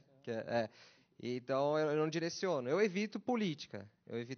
Não é o caso do Bruno, que ele só dá um alerta. Mas eu evito quando fala especificamente de alguma coisa do governo. Partidária, digamos assim, ideológico partidário. Eu evito para não confundirem um projeto. O projeto não tem... Não acha que é panfletário o seu projeto? Não é. O projeto não tem nada de... A gente faz política, mas a gente não é de nenhum partido, né? A gente exerce a política, mas não é... E as pessoas que levam para casa, elas devolvem e botam no vagão de novo? Como é que é essa 99% devolve, mas tem aquele 1%, né? Sempre tem, né? Mas é normal. Mas eu queria fazer um link com o que o Bruno falou em relação à educação, né, da escola. A escola é uma parte da educação, né? Existe um monte de outras coisas. Mas eu gosto muito da ideia do exemplo. Então, em casa... eu gostaria tanto que meu filho lesse, eu já ouvi tanto isso. Você lê. Por que você não lê, né? É muito o exemplo. E não só disso, a gente pode ir mais longe. Ligam lá em casa, não é o caso lá em casa, é um exemplo, tá? Fala que eu não tô, já vai estimulando a mentira, esse tipo de coisa. Você não fuma, não deve beber, mas você tá lá e bebe. Eu pego uma rua contramão, ninguém tá vendo, esse tipo de coisa. A educação é tudo isso. E o lance do exemplo, eu acho que é muito importante. Na ação de Dia das Crianças, que a gente fez no ano passado, a gente distribuiu essa sacola aí, que a gente ganhou, e dentro vinha um livro adulto e um livro infantil, que era justamente a ideia de você ler junto com uma criança, ler para uma criança, fazer isso baseado no exemplo, porque é uma coisa que eu acredito muito, que é a educação por exemplo. E como é a relação de afeto quando as pessoas encontram você, que é autora? Quer dizer, as pessoas que leem seus livros e encontram você quando você vai em palestras, vai em feiras, em debates, assim.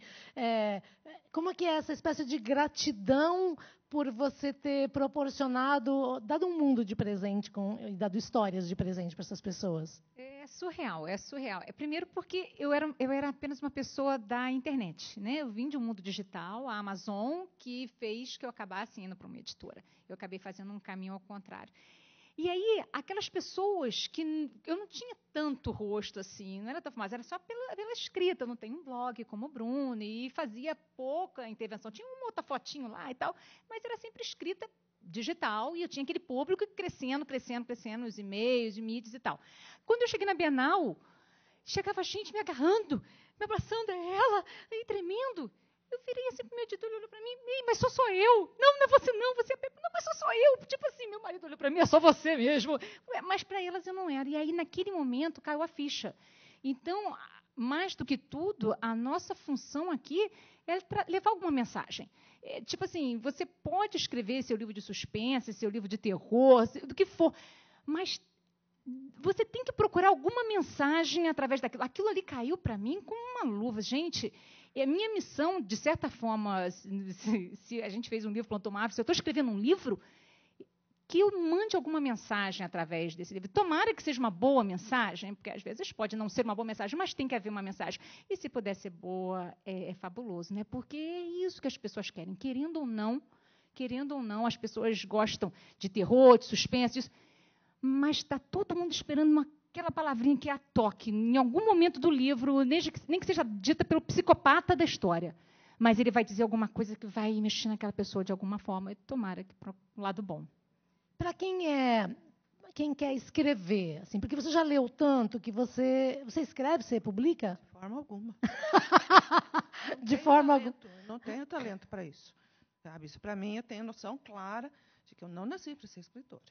Certo. Então, eu acho importante você dizer isso, porque muita gente acha que o fato de você ver um filme já te torna um cineasta. É o seguinte, o fato de você assistir televisão já te pega uma transforma. bola, você é candidato já jogador de futebol. Se você canta uma música, quer ser cantor sertanejo. E por que não escrever um livro? É tão fácil, gente. Sabe? Todo mundo é candidato a escritor. Só que existe uma coisa que chama talento. Ou você tem, ou você não tem. A vida peneira. Você tem que contar com isso. Se eu escrever um livro, não vai ser vendido e nem vai ganhar o jabuti por conta disso, certo? Não dá, sabe? Eu posso, quando muito, comentar. Essa é a minha noção clara a respeito daquilo que eu faço. E para quem tem um talento de escrever e ainda não teve a oportunidade, ou tem medo de se lançar como um escritor, a gente já viu histórias de pessoas, assim, de donas de casa que virou poeta e que, sabe, produz coisas de conteúdo e que, né, porque muita gente que a gente hoje venera na literatura também eram pessoas simples e começaram... Todo mundo, né? Todo mundo, né? Todo mundo partiu do nada. Praticamente todo mundo, né? É uma questão de assumir o risco. Sabe? Se você não tem essa... Primeiro, é a noção do talento. Sabe? Da mesma forma que eu sei que eu não seria uma boa escritora, eu também seria uma péssima cantora. Eu jamais fui no Silvio Santos me candidatar a cantar uma música, porque provavelmente, com toda certeza, eu iria reprovada. É a noção do talento. Se você tem dúvida, se arrisque. Sabe? Se você tem certeza, melhor ainda. Sabe? Bota para provar. A tua J.K. Rowling foi negada por 11 editoras, não foi uma coisa assim? Levou muita porta na cara antes? Triste. Nós temos uma série de exemplos de pessoas que lutaram muito até a publicação do primeiro livro. Ou que morreram antes do livro virar sucesso também, né? A série Millennium, ela foi lançada com um escritor morto. E hoje, sem dúvida, é o livro policial referência do século XX, certo? É uma referência dentro do romance policial. Sabe? E o escritor póstumo, foi um lançamento póstumo, ele já havia falecido. Sabe? Quer dizer que é tudo isso que tem que se levar em conta. A pessoa precisa assumir o risco. Tive um grande amigo que faleceu em 2007. Ele, durante 12 anos da vida dele, sozinho, faliu umas 4 vezes, falência civil, para investigar a vida do Rubem Braga, para depois escrever a biografia. E ele faleceu antes da biografia ser publicada, embora a biografia já tinha sido escrita. Ele estava na fase de escolher fotos para fazer legenda. O livro ganhou o Jabuti de melhor biografia daquele ano, mas por conta de uma regra do prêmio, o livro não pôde ser premiado porque eles não entregam o prêmio para o autor falecido. Como se o prêmio não fosse para a obra, mas sim para o autor, né? Uma coisa, mas enfim. Mas é isso. Ele, durante 12 anos da vida dele, se dedicou a investigar a vida do Rubem Braga. Quem gosta do Rubem Braga, compre um livro. É Rubem Braga, O Cigano Fazendeiro do Ar. Muito boa a biografia. Mas tem isso, essa coisa da dedicação. Se você tem dúvida, né? Se você acha assim, que escreve um pouco, procure alguém. Se você não tiver um amigo que possa te dar uma opinião, procure alguém. Hoje é fácil na internet você ter acesso às pessoas, né? Eu, durante muito tempo, perturbei muita gente, seja por carta ou depois pela internet, né? Eu sou do tempo da internet de escada. Aliás, eu e o Martim somos amigos desde o tempo da internet de escada. Então, eu perturbei muita gente. Eu enchi a paciência de muita gente para que olhasse o meu texto, para que... Enfim, é uma construção. O William Faulkner, que é um escritor que eu adoro, ele publicou o primeiro livro, já tinha mais de 40 anos. E eu sempre tive isso na cabeça. Bom, se Faulkner publicou depois dos 40, eu ainda estou... E eu publiquei o meu com 39. Então, eu tive ali um saldo de 2 anos. mas se você acredita naquilo, porque escrever, assim como o ato de ler, ele é quase que uma necessidade. E o Faulkner dizia isso, né? Ele só precisava de álcool e tabaco para escrever, papel, obviamente, né? Álcool e tabaco. Né? Ele não precisava de mais nada. E você não consegue não escrever. Né? E se você tem esse impulso dentro de você, você tem que escrever. Hoje você não está mais refém de uma editora para te publicar. Você tem todos os mecanismos.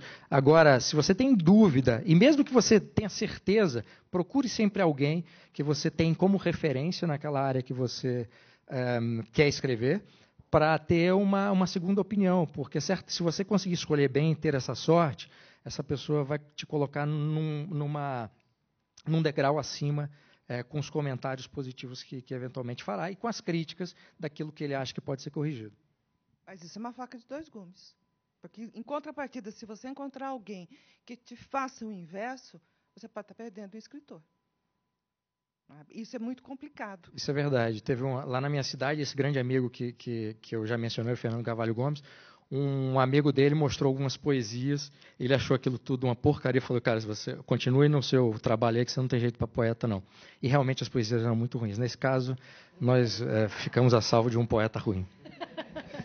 Bruna, eu vou fazer uma pergunta particular para você, por ser uma representante tão jovem, e que é uma pergunta que muita gente deve fazer na sua cabeça quando vê seu sucesso. Só para a gente dimensionar seu sucesso. Quantos livros você já vendeu?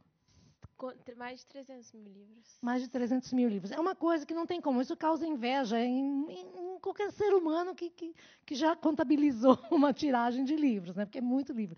E uma pergunta que muita gente deve fazer é assim, ela olha para você e ela pensa, mas o que ela tem que eu não tenho para ela conseguir isso e eu não consegui? Outras pessoas jovens que aspiram a ser assim, o que você é e escrever como você, devem perguntar, mas é alguma coisa que eu tenho que fazer? É alguma coisa que acontece? Entende? Assim, aonde você... A gente fala onde foi que eu errei. Aonde foi que você realmente acertou, que você tocou tanta gente? Olha, eu gosto muito de falar sobre isso, porque eu fui uma adolescente, criança muito tímida, eu sou estrábica, agora de lente não dá pra ver, mas eu tinha muitos traumas. Então, assim, eu não conseguia olhar nos olhos das pessoas, então isso fazia com que eu não conseguisse fazer amigos na escola. E aí eu sempre fui muito na minha introspectiva, e eu comecei a me interessar por revistas, colorir, depois escrever, e depois na internet, escrever na internet. Então, eu acho que nesse caso... Por eu ser muito tímida, eu sempre observei muito o mundo. Então, eu não conseguia falar o que eu queria, mas eu conseguia enxergar e criar uma opinião, sabe? Ter uma opinião. Então, eu comecei a publicar isso na internet. E eu acho que, no meu caso, o momento em que eu publiquei, a verdade que eu não tinha noção do que eu estava fazendo, eu estava só desabafando, né? As primeiras crônicas. Então, eu acho que as meninas falam, nossa, que legal uma menina de 15 anos, quando eu criei o blog, ter coragem de falar que ela sente isso, de falar que ela acha isso, sabe?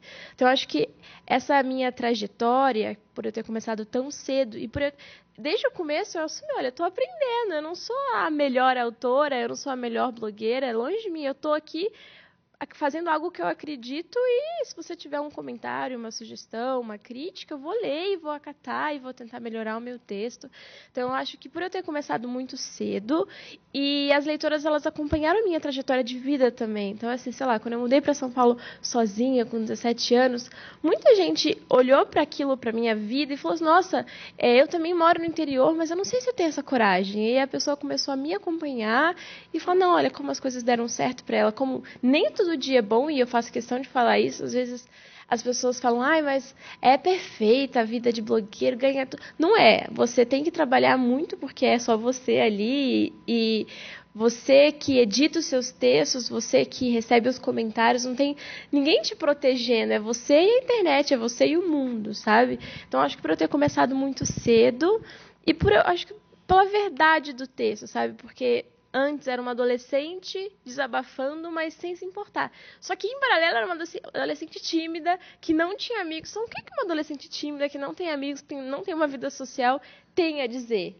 Não sei, as pessoas se identificavam com o que eu sentiam a mesma coisa. É engraçado que você está falando isso, e eu tive uma percepção que nunca tinha me ocorrido, que é uma conversa em silêncio.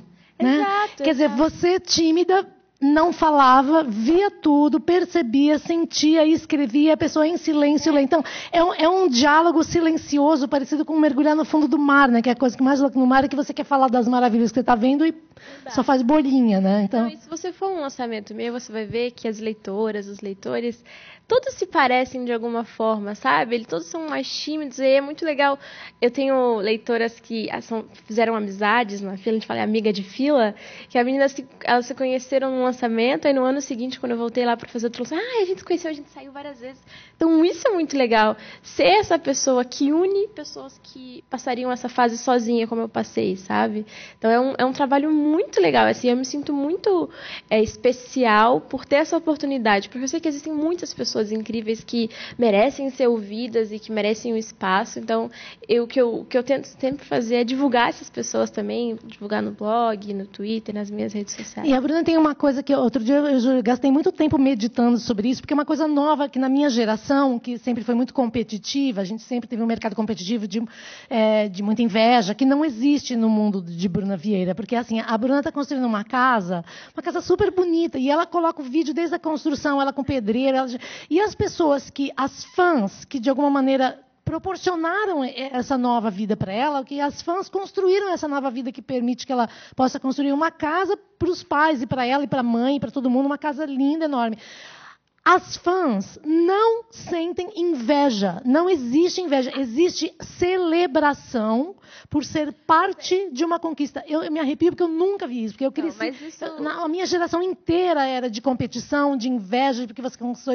E não existe. Então, as pessoas da idade da Bruna hoje, e dessas meninas, tipo, assim, que se a gente falar, Kéfera, os fãs se veem como parte e como uma massa, um grupo que celebra o sucesso de quem pertence e não exatamente isso é uma coisa para mim é muito nova. Eu tenho dificuldade de assimilar, porque eu olho isso e falo, gente, que bonito isso. As pessoas falando, a casa está ficando linda, ela se sente parte.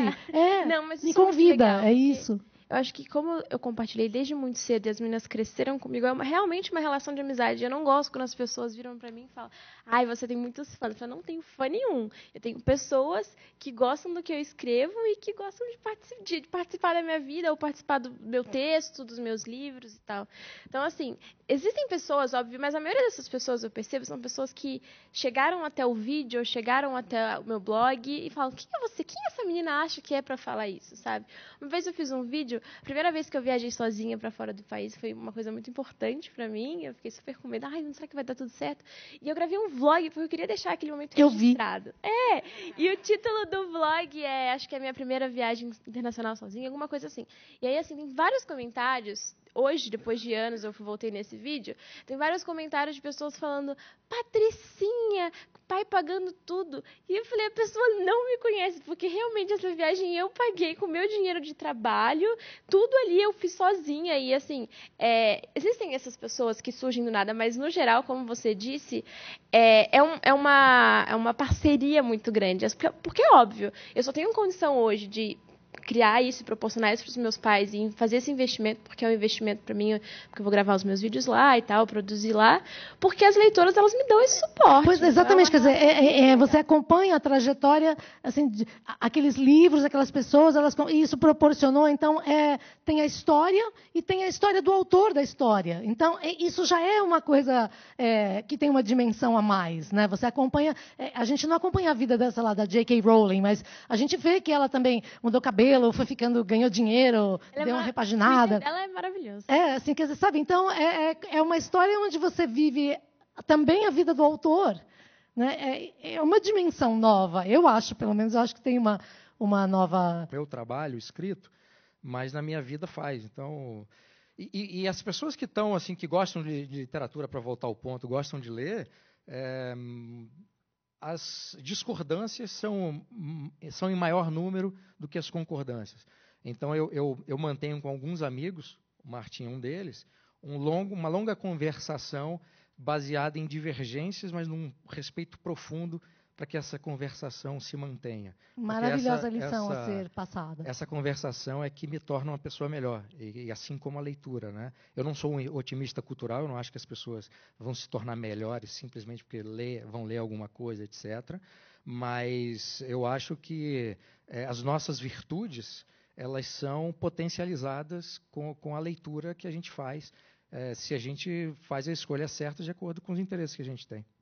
Legal. Bruno, o que você aprende dessas convivências com a diversidade de opinião? Olha, nós escrevemos para pessoas. Então é muito legal conhecer pessoas diferentes.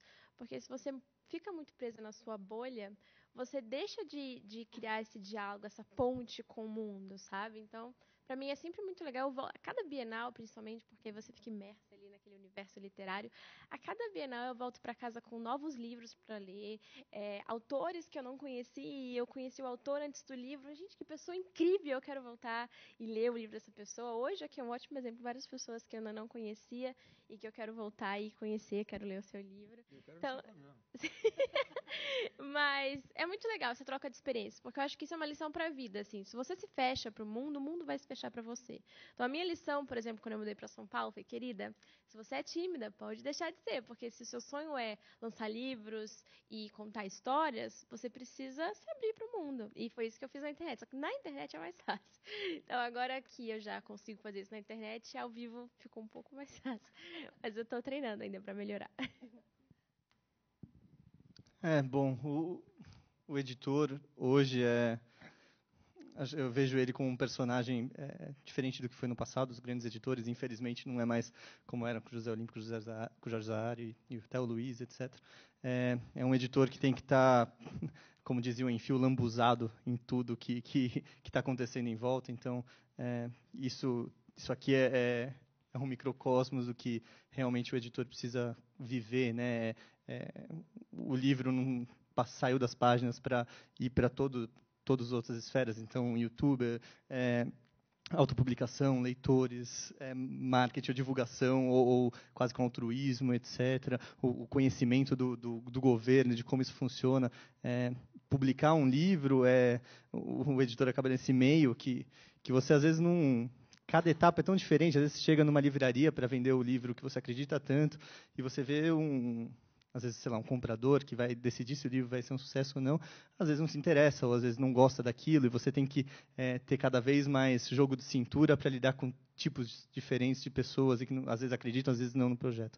Então, isso aqui é muito gostoso de viver esse debate, essa conversa, porque é isso, são todos os tipos que formam o mundo editorial, o mundo dos livros e da cultura no país. Fernando? Eu gosto muito do outro, do diferente, eu gosto muito de conhecer coisas novas. Nós somos também um pouco do outro. E eu gosto muito dessa nós em espanhol, que é nosotros, né? Que somos nós no outro também, e vice-versa. Eu acredito que eu não sei tudo, eu posso aprender com o outro. Tudo que o outro sabe, eu posso vir a acrescentar alguma coisa, e que junto a gente pode saber muito mais, que é o que o Bruno falou. A divergência de opinião e tal, mas essa discussão faz com que o Bruno aflore mais seus conhecimentos e queira defender para poder falar para o amigo da opinião e tal. Então eu gosto muito disso, do diferente, e acho que a gente aprende muito com isso, com os diferentes. Sobrou alguma coisa? Bom, mas enfim, é isso, a unanimidade é burra. Precisa ver essa divergência, essa discordância, e isso aqui é que vai daqui a pouco aflorar uma nova ideia para o Bruno, para a Bruna, para mim, para todos que estão aqui, pensam em escrever. É isso, essa instigar é que te dá, assim, gana, vontade. Epa, eu vou mostrar meu ponto de vista, e aí você cria outras coisas a partir daí, graças pelas letras, pelas linhas, pelos parágrafos, por sonhos, né? Bom, eu quero primeiro falar do desaparecimento da crítica literária no país. Hoje em dia nós não temos mais críticos, certo? Existe o escritor que comenta livros, o leigo que comenta livros, mas nós perdemos a figura do crítico literário. Outra coisa é me congratular com a Amazon pelo espaço que ela está permitindo às pessoas de realizarem de uma forma muito modesta, muito, vamos dizer, leiga, essa possibilidade de comentar sobre os livros. Eu acho que isso está praticamente desaparecendo no Brasil. Sabe? Cada vez menos se comenta sobre livros. E isso é fundamental. E, passando por isso, pedir para rever a lista de leituras obrigatórias para o vestibular. Nós estamos cometendo um desserviço para com a literatura se não for tomada uma atitude o quanto antes com relação a esse problema. Dá para um adolescente ler Viagens em Minha Terra, de Almeida Garrett. Quem fez isso merece o desterro, certo? Então, são esses dois aspectos. Do desaparecimento crítico, da possibilidade de a gente exercer o comentário dentro da Amazon e essa revisão do que é a literatura dentro das escolas. Sabe? Porque eu acho que nós estamos passando por uma fase lamentável.